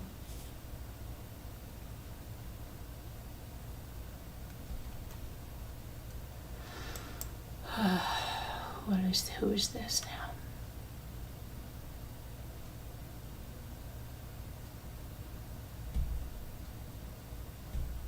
Oh my gosh, I can't even go into that. I just saw a person that just, hold on a minute, I just got to put that face in my memory right there, because it just reminded me of somebody really bad.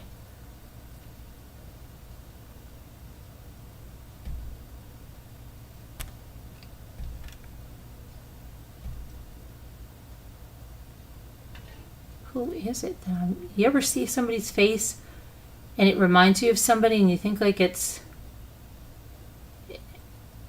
and you're trying to think of who it is?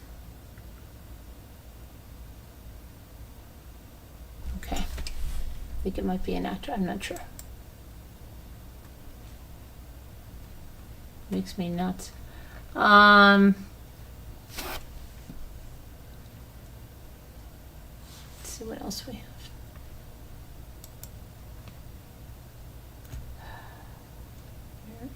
I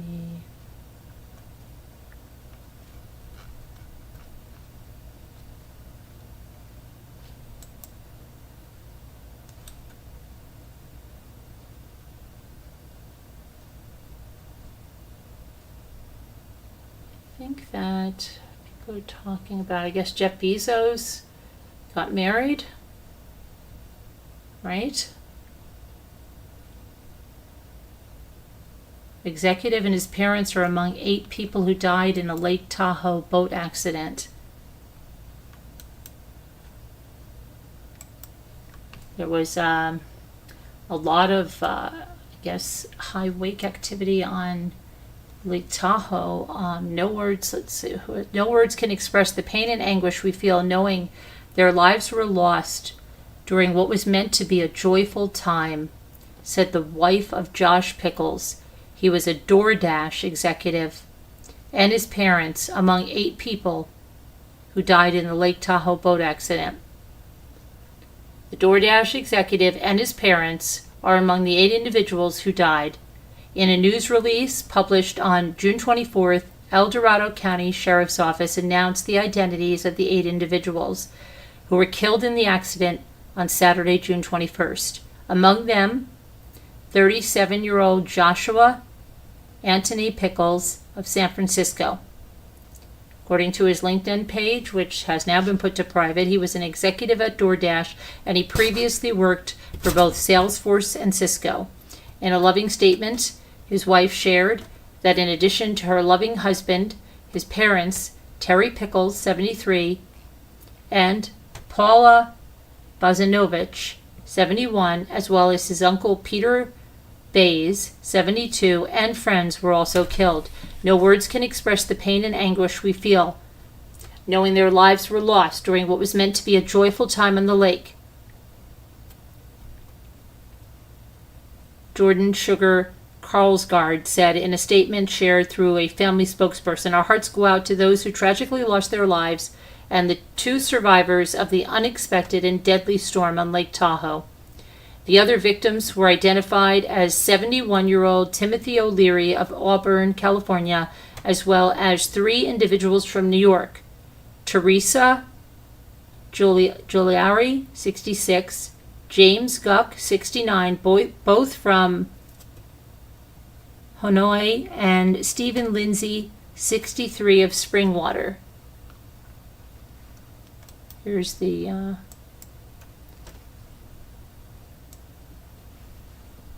boat. Now, did they, let me see here. The chief financial officer at DoorDash confirmed in a statement that Josh worked for the company. We are heartbroken by the tragic accident that took the life of our beloved colleague, Josh Pickles. Josh loved his team and was an inspiration to everyone who had the privilege of knowing him. During his nearly 7 years at DoorDash, he brought a contagious spirit that lifted those around him. He added, "The loss of Josh is immeasurable. We miss him deeply, and we will carry his memory with us always."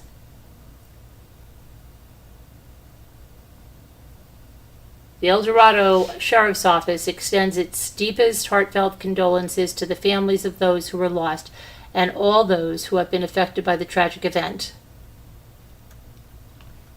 Okay, so here's like a zoomed out picture a little bit here of what happened. Let me see here. There's like a huge rock, and then there's the boat that you see. The National Weather Service said abnormal weather conditions began after a storm that popped up in the area. Wind gusts were clocked at 35 to 45 miles per hour, and the temperatures plummeted. They went 15 to 25 degrees below normal. Witnesses say the winds suddenly came from the north and created 8 to 10 foot troughs around 3 p.m., which boat captain suggested is worse than 30-foot waves on the sea. It was a very, very tragic day on Lake Tahoe. Wow.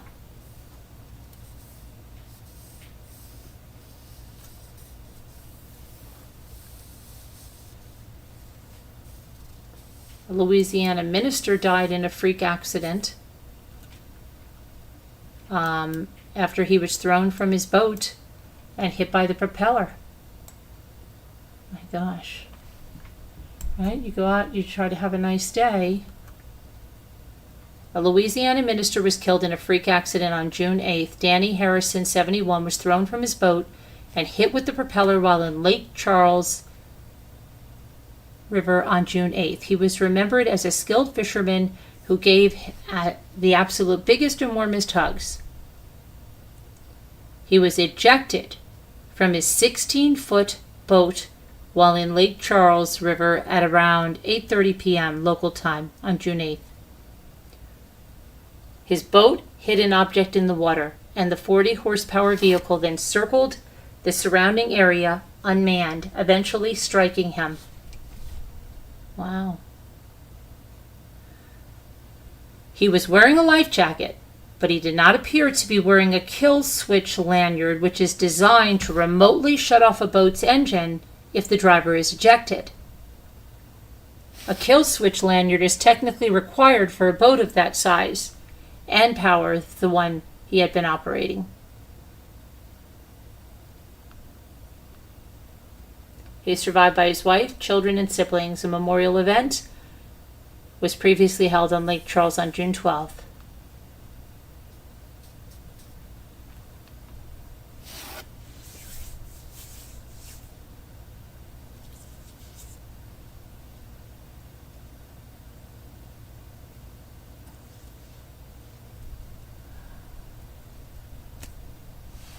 Oh my gosh, 1 child dead, 2 injured on a Florida lake after a tube pulled by a jet ski collides with a dock. Oh my gosh. I can't even.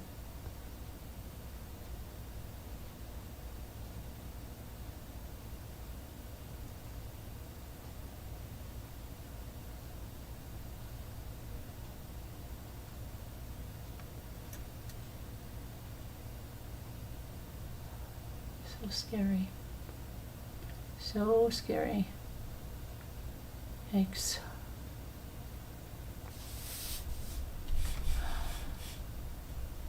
Oh my gosh, a father drowns while trying to save his 2 children on Father's Day.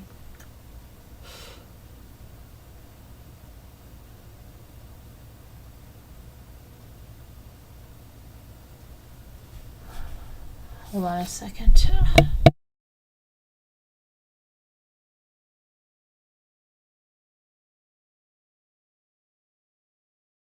Okay, I'm back.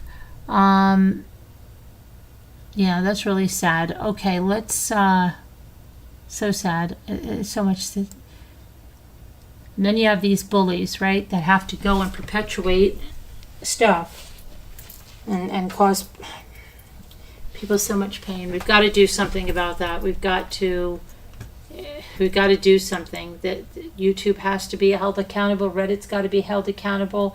Don't be a party to that. Don't continue that kind of behavior. Don't sit in chats where they do that. Stand up. Do the right thing. Be a good person, not a horrible person.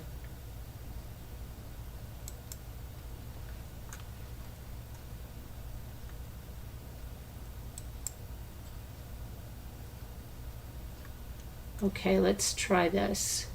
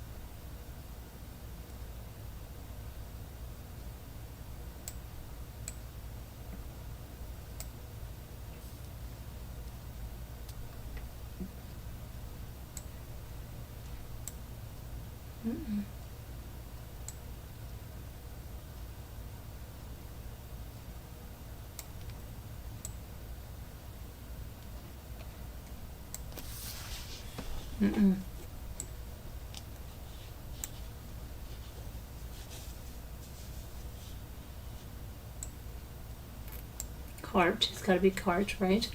And then we've got cart, Kurt. We got cart, Kurt, quit.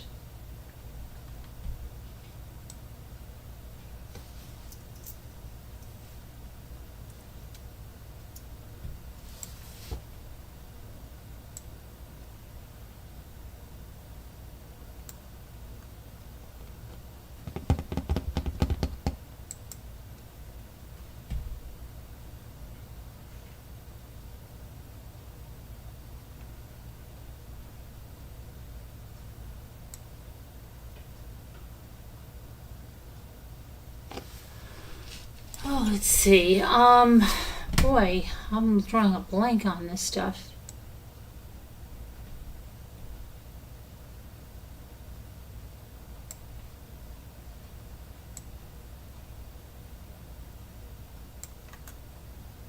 There's Murder of Crows.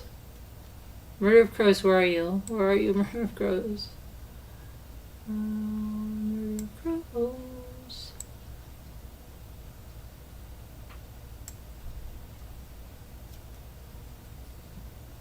You're drawing a blank too, right? It's weird. Where's Victoria? Victoria! Where are you?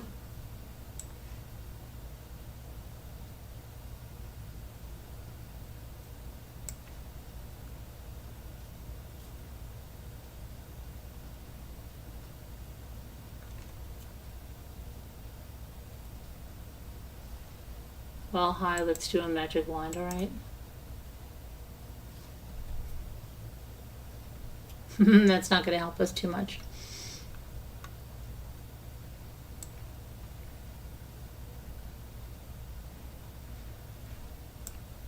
Well, maybe.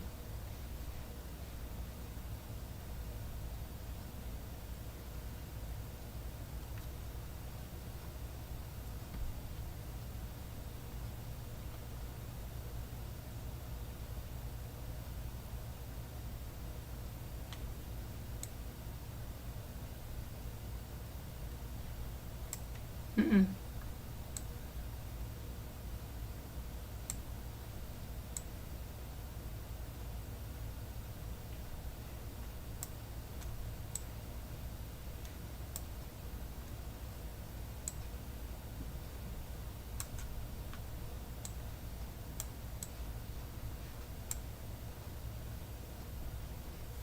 Uric. Okay, we got 2 with that.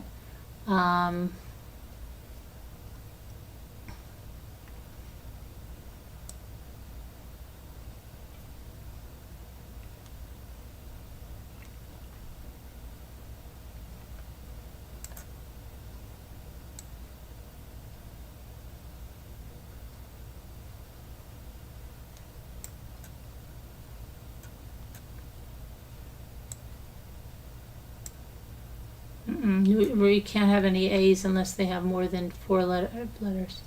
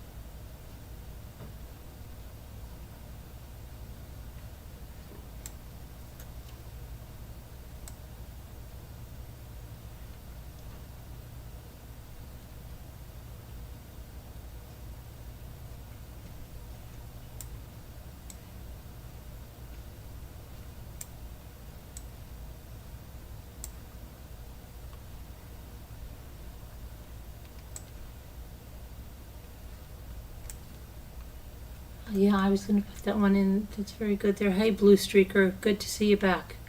Thank you. Good job.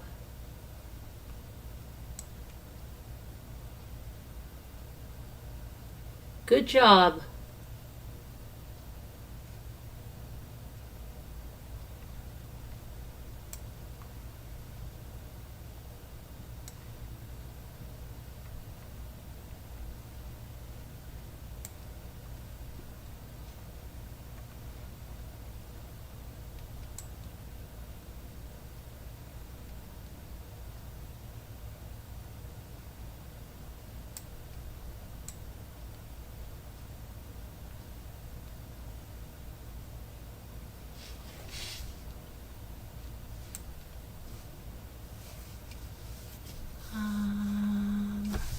What do you got, Blue Streaker?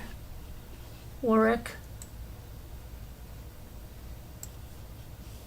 Very good. Curia. Great. Very good, Blue Streaker.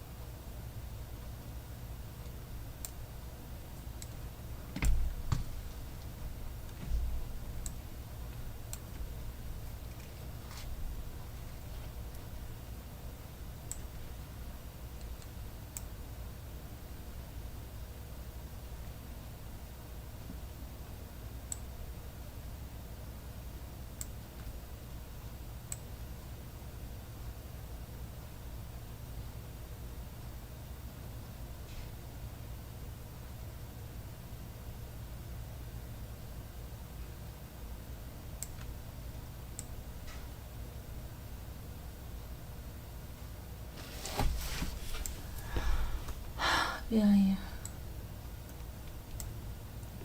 Okay. Nerd. Have. Nope, they're extra words. R-I-V-E-D. Okay, those are all extra, guys. Bind. Every one of those is extra words. Isn't that funny? What else did you say? Verdin. Extra word. Devin. Nope.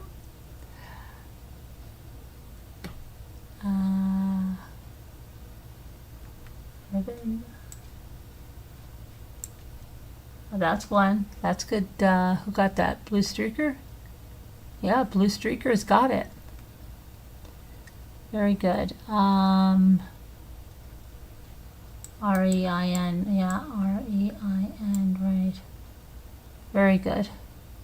Good job. What's funny? Hi. What's funny?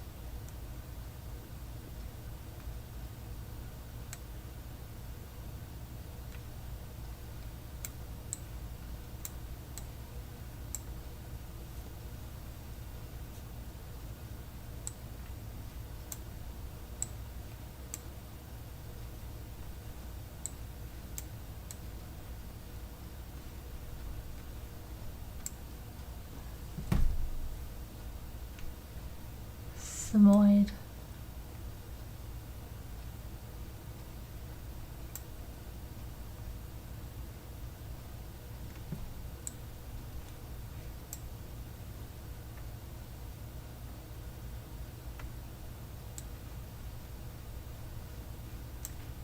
Someday.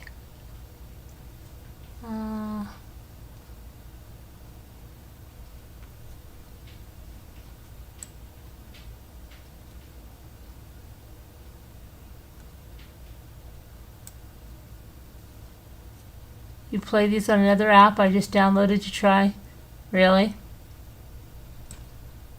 Well, we do it here to unwind after all that horrible stuff that we go through, right?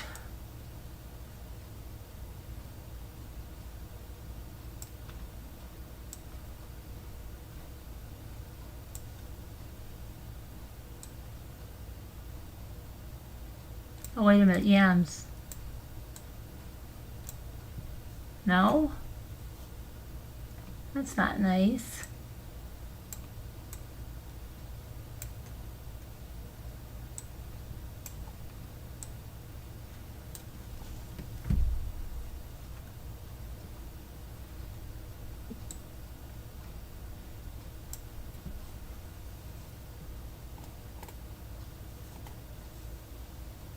Take forever. It's okay.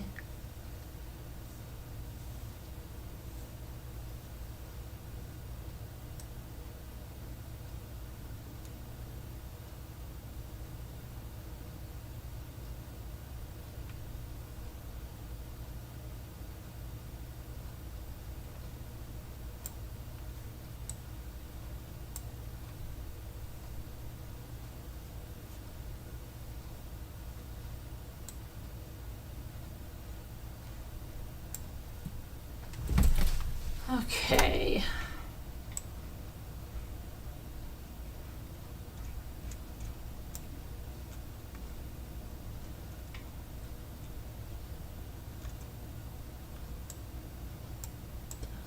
Dose, right, dye,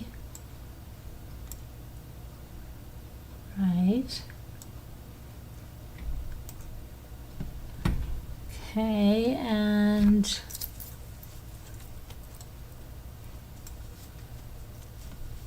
see what you got here, doe. Doe, a deer, female deer, ray, tropical golden sun.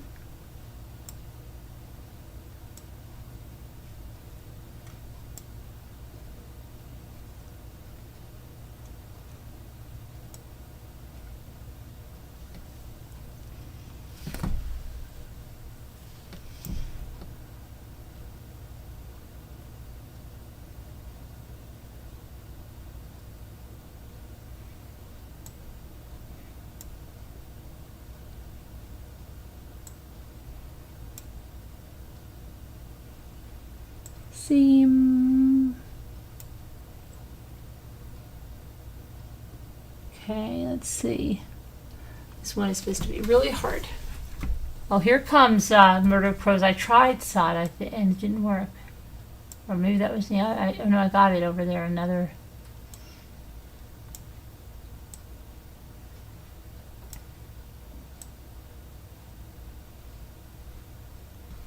C. It's got to be C, right? Yeah. C, soy. I don't know why it's not yam. I put yam and it didn't work before. Unless that was the other puzzle. I keep getting every puzzle like mixed up. Crazy, right? It's got to be does. No?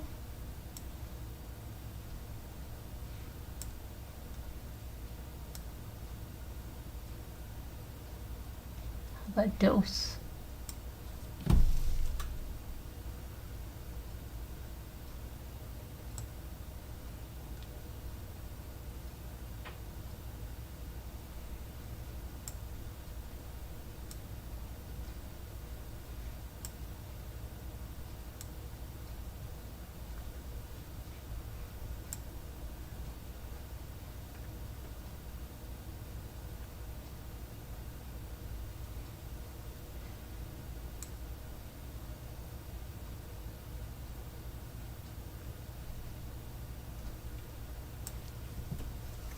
Easy, like Sunday morning.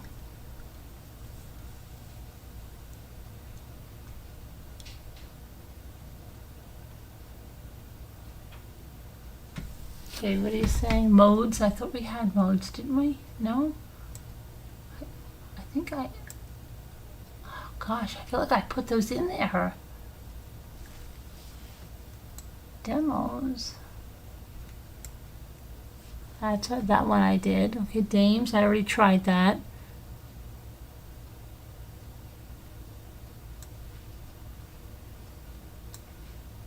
See me, very good. Very good.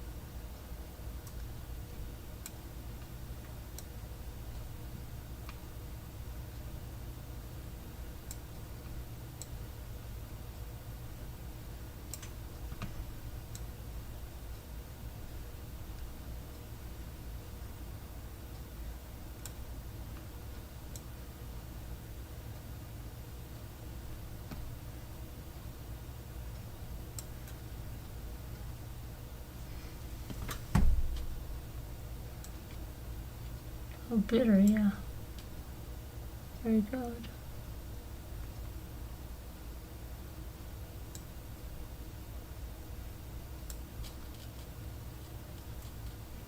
Tried.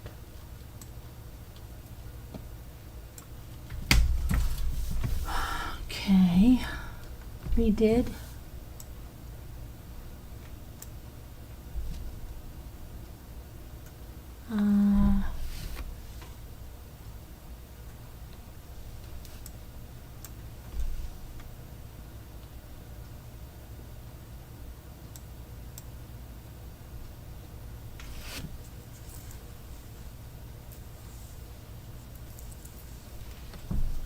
Goodness.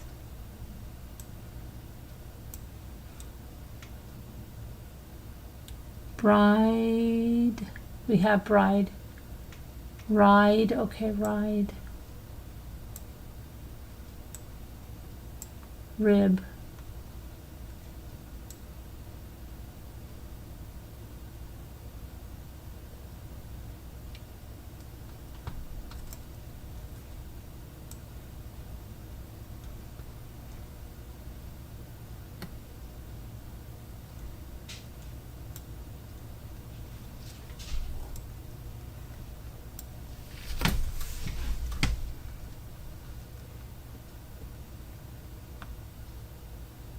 What do you have? I got braid, didn't I? It was an extra word. Died, we did. My stomach is grumbling. I don't know why. I'm not hungry. What's going on? Bide, read. Die. Did we do it? No, we didn't.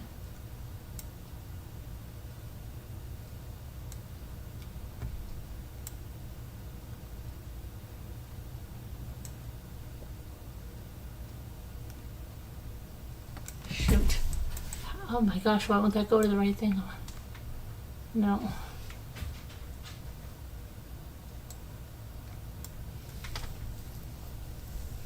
Did. Okay. B-E.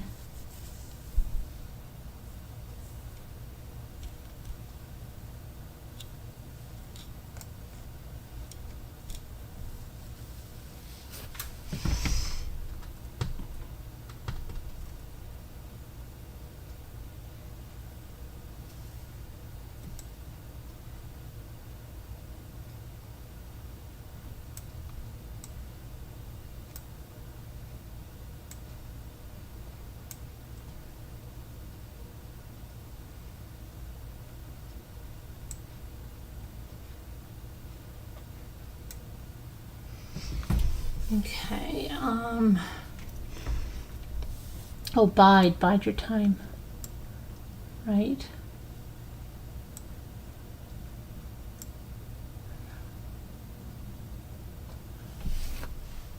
Oh, what about rider? No, but that won't, no, you can't do it. No.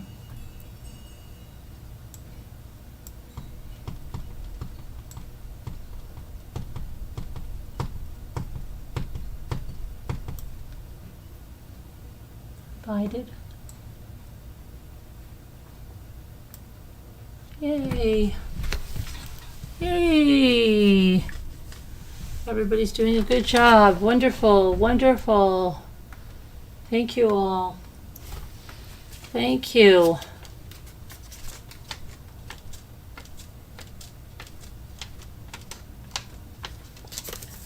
It would be lovely if we could get some of you to become new members of the channel and help support our channel. We really appreciate it. You know, I see a lot of people that could become new members. It's only $1.99 on the deputy. And believe it or not, those deputy memberships help our channel immensely. And they really do. So I hope that some of you consider that. Let's see, let's play another game.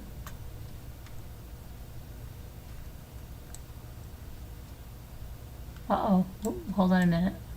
Oh, I didn't even mean to do that one. I wanted to do work. worker. And I wanted to do O and row and row and rook, right? And what else do we have?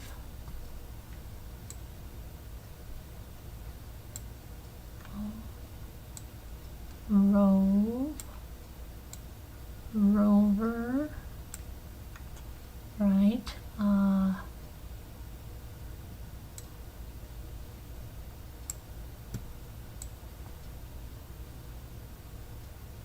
Bow,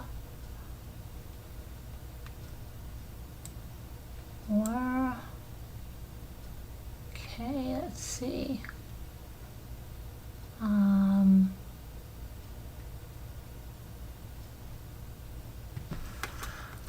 Oh, let's see.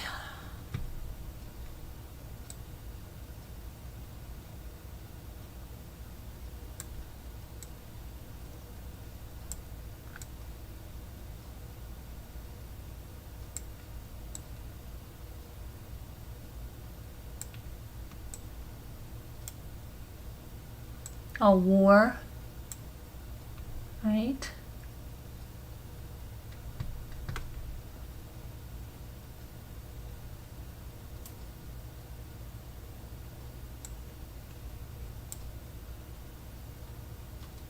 Rower. Uh-oh.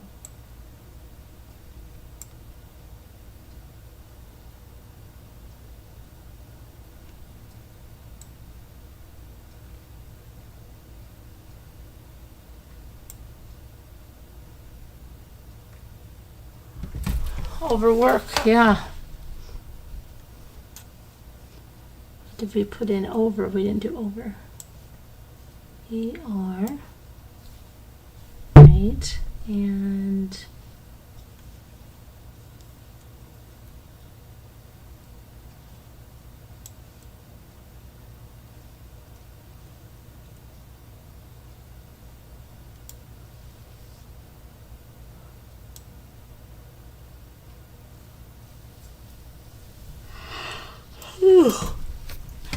red, right?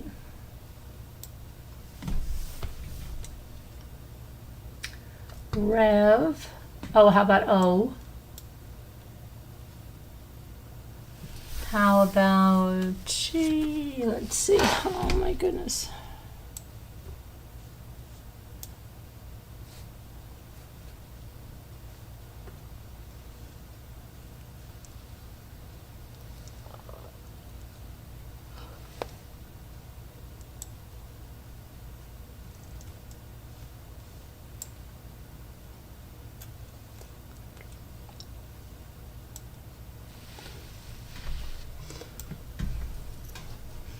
Rework.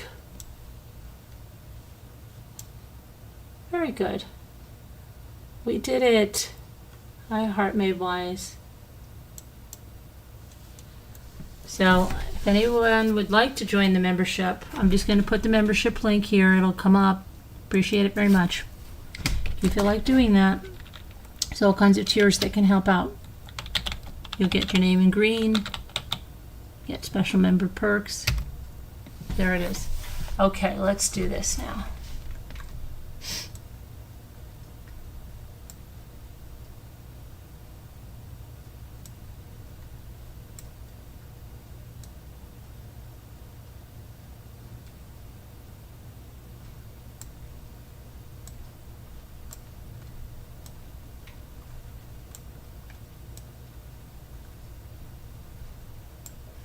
Shoot.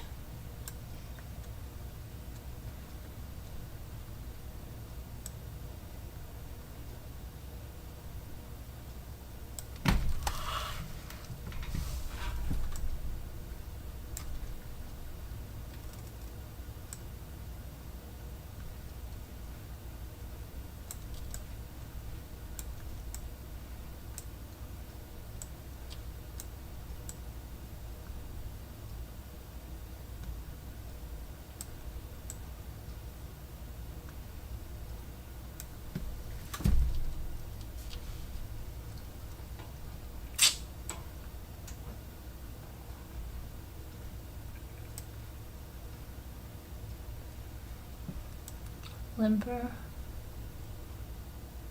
No, we can't do limber because there's only one R. Wait a minute. What am I talking about? No, there's no R's.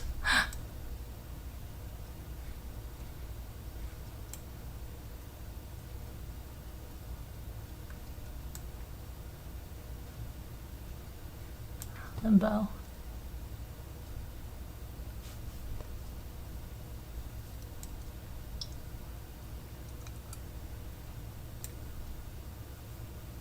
Oil. Okay, guys, good.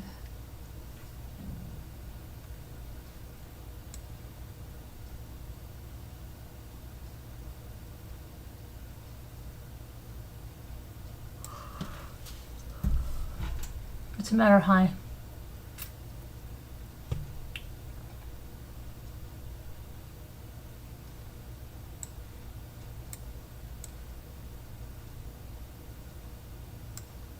Immobile. Very good.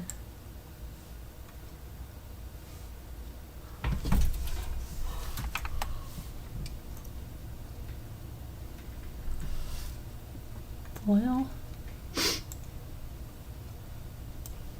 Very good, Heart. Let's see.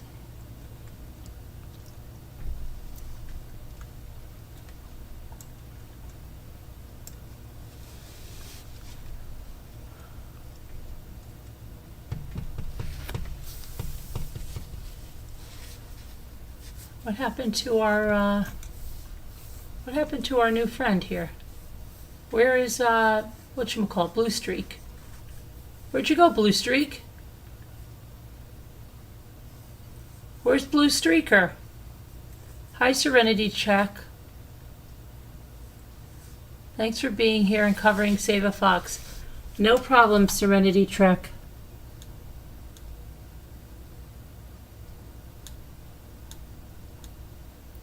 Hi, it's just me.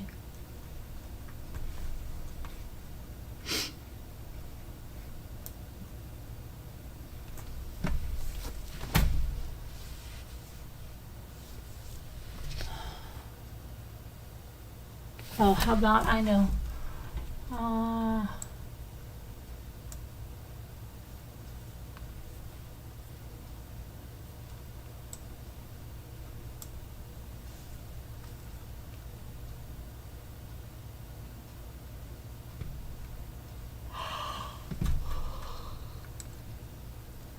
Yeah, that's the one. Blue Streaker, where'd you go?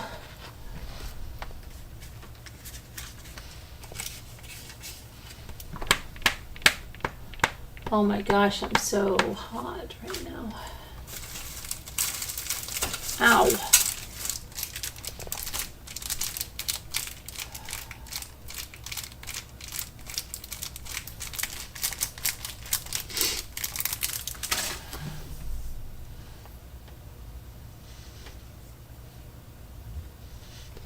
If anybody's watching on the replay tomorrow and you want to join the membership, you can just hit the join button on the channel.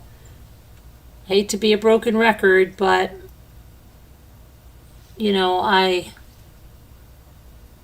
lot of expenses with the channel and membership. We give back perks to members. We have movie nights, stuff like that.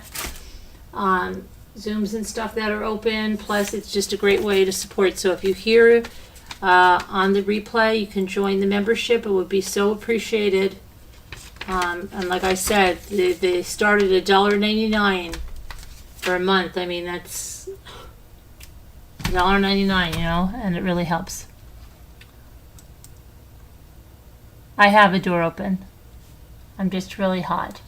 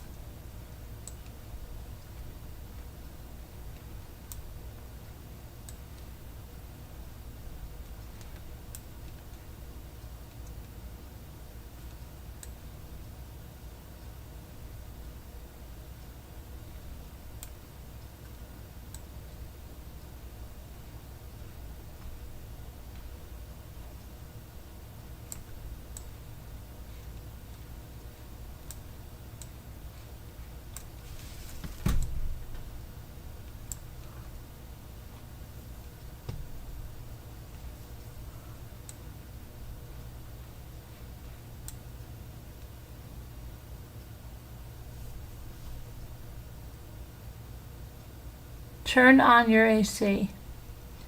No, I don't need that. I'm just a little bit. I have a nice breeze coming in. I do. Real.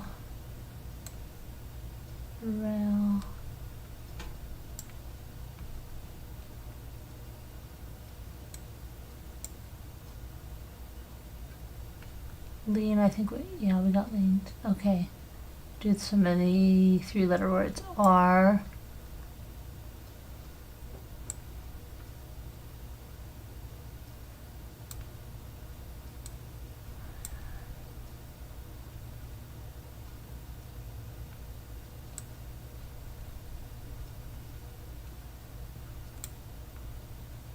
Oh, Earl, right?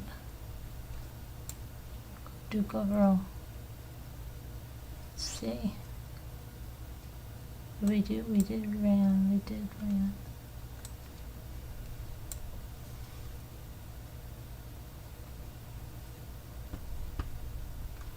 Ale.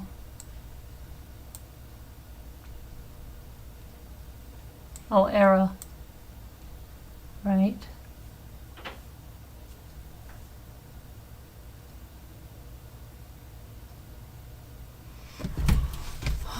Oh, yeah, I know. How about that? And then how about...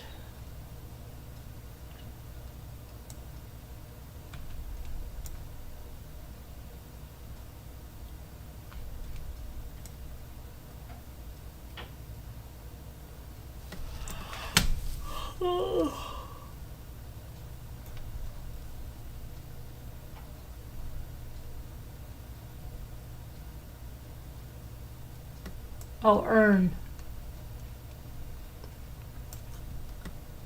Yeah. And then...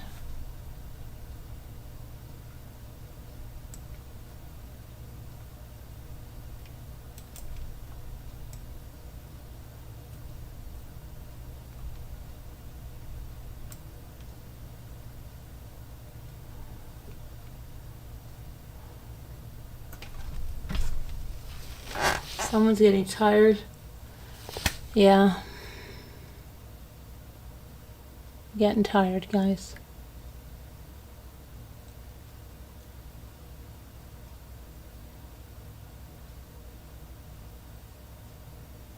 And I really hate to keep saying it again, but you just don't realize how just a membership can make a difference in this channel, especially with all that I have right now ahead of me.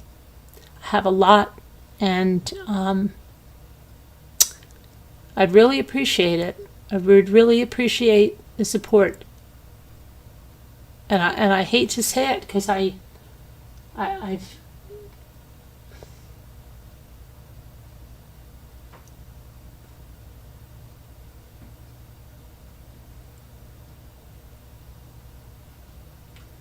I don't want to say it, but I have to say it because what's going on with us is taking a toll, and it's very difficult. And I'm asking you guys, if you like this channel, if it brings you any type of enjoyment, if you sit here, you understand that I've got to pay for subscriptions to stuff. There's stuff to run this channel, and other channels, you see the super chats and this and that, it's all going up, and I don't ever sit here and ask for that, but it doesn't come either. And all I'm asking is just please, if you can, if you're able, we're in a hard time now. And it's very stressful.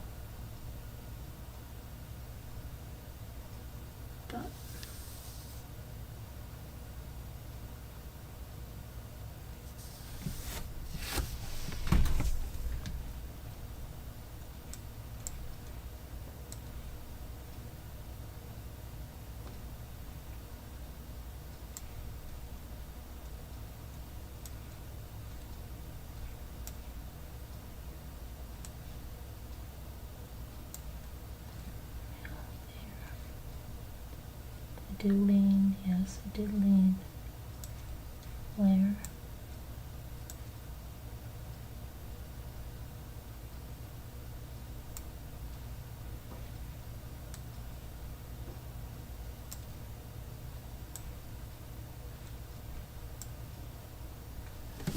There.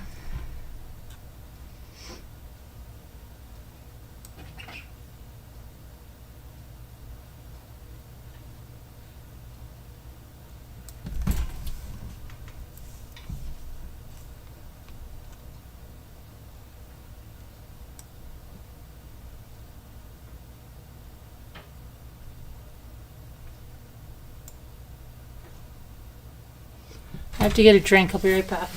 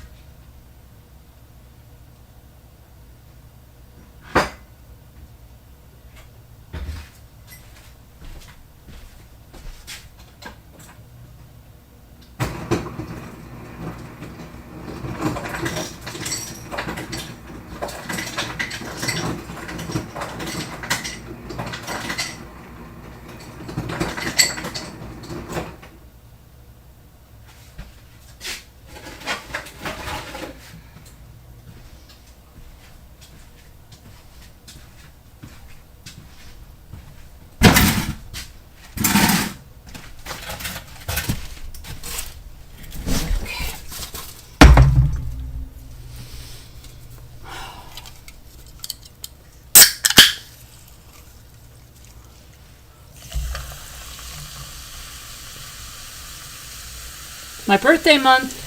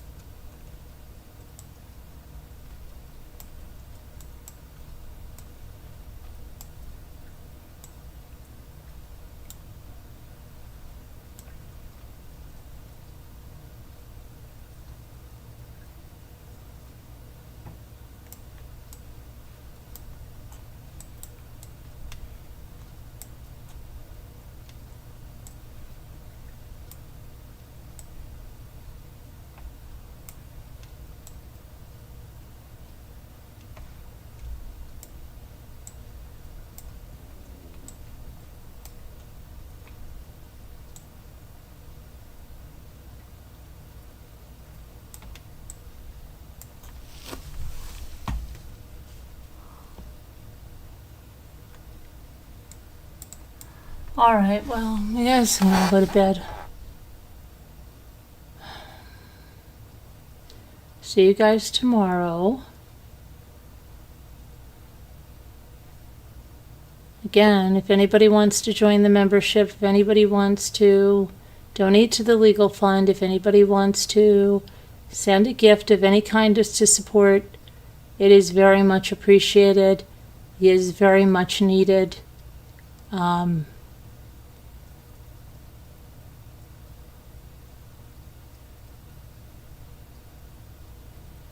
Just membership is a great way to support the channel. It helps.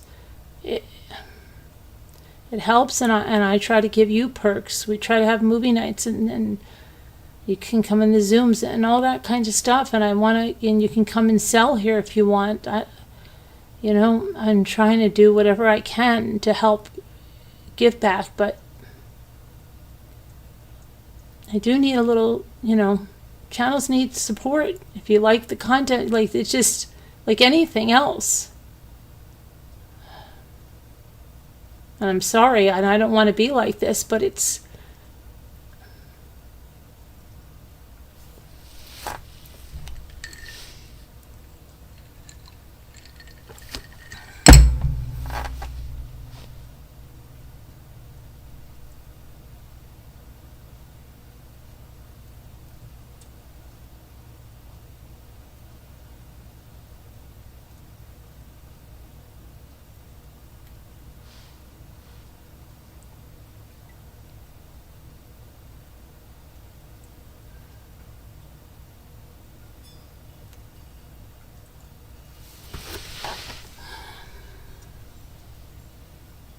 Oh.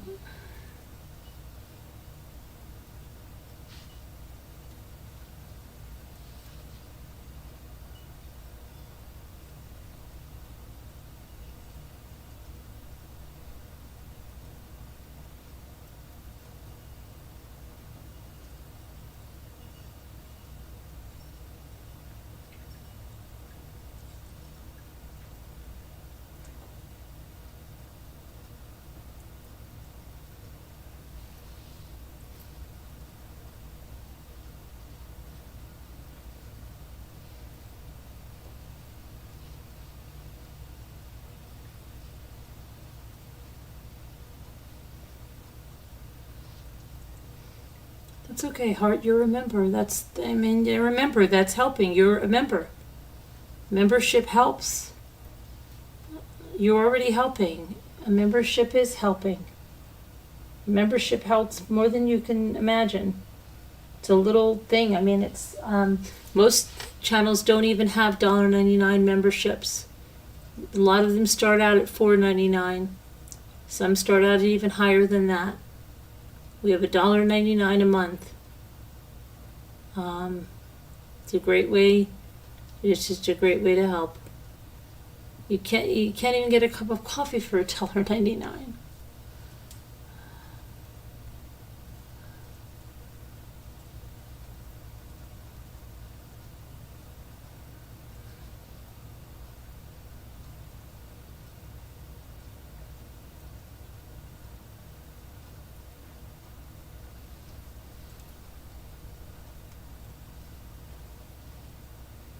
It's all right.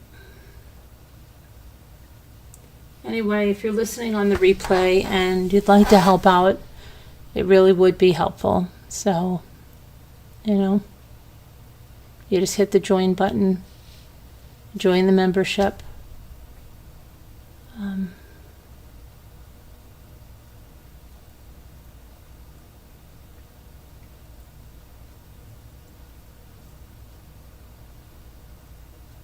And it helps out a lot.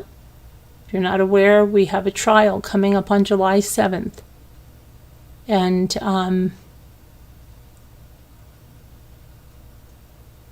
this trial cost a lot of money, and it's because my content was taken.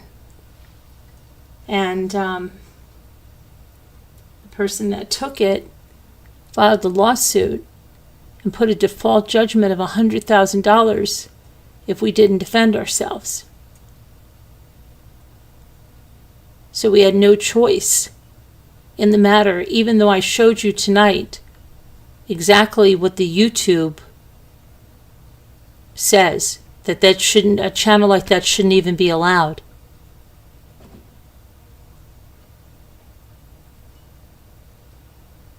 And it's really hard.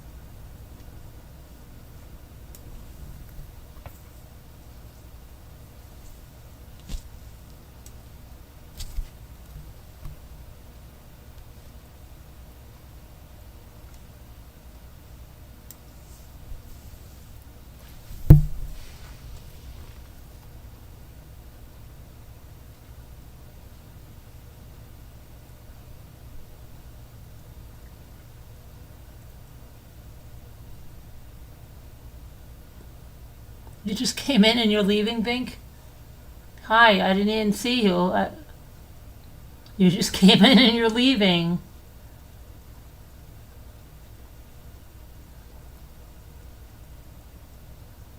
Love you too. Sorry you're leaving so soon.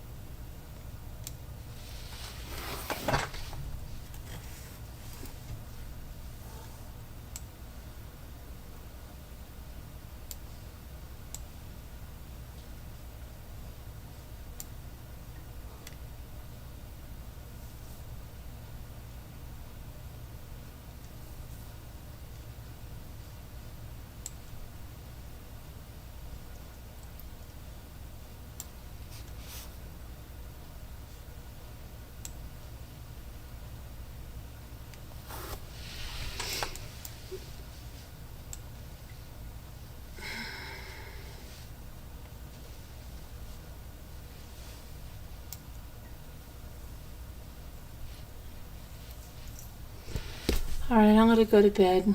Good night, guys. See you tomorrow. God bless. Prayers for all that need them. I hope we'll see each other again.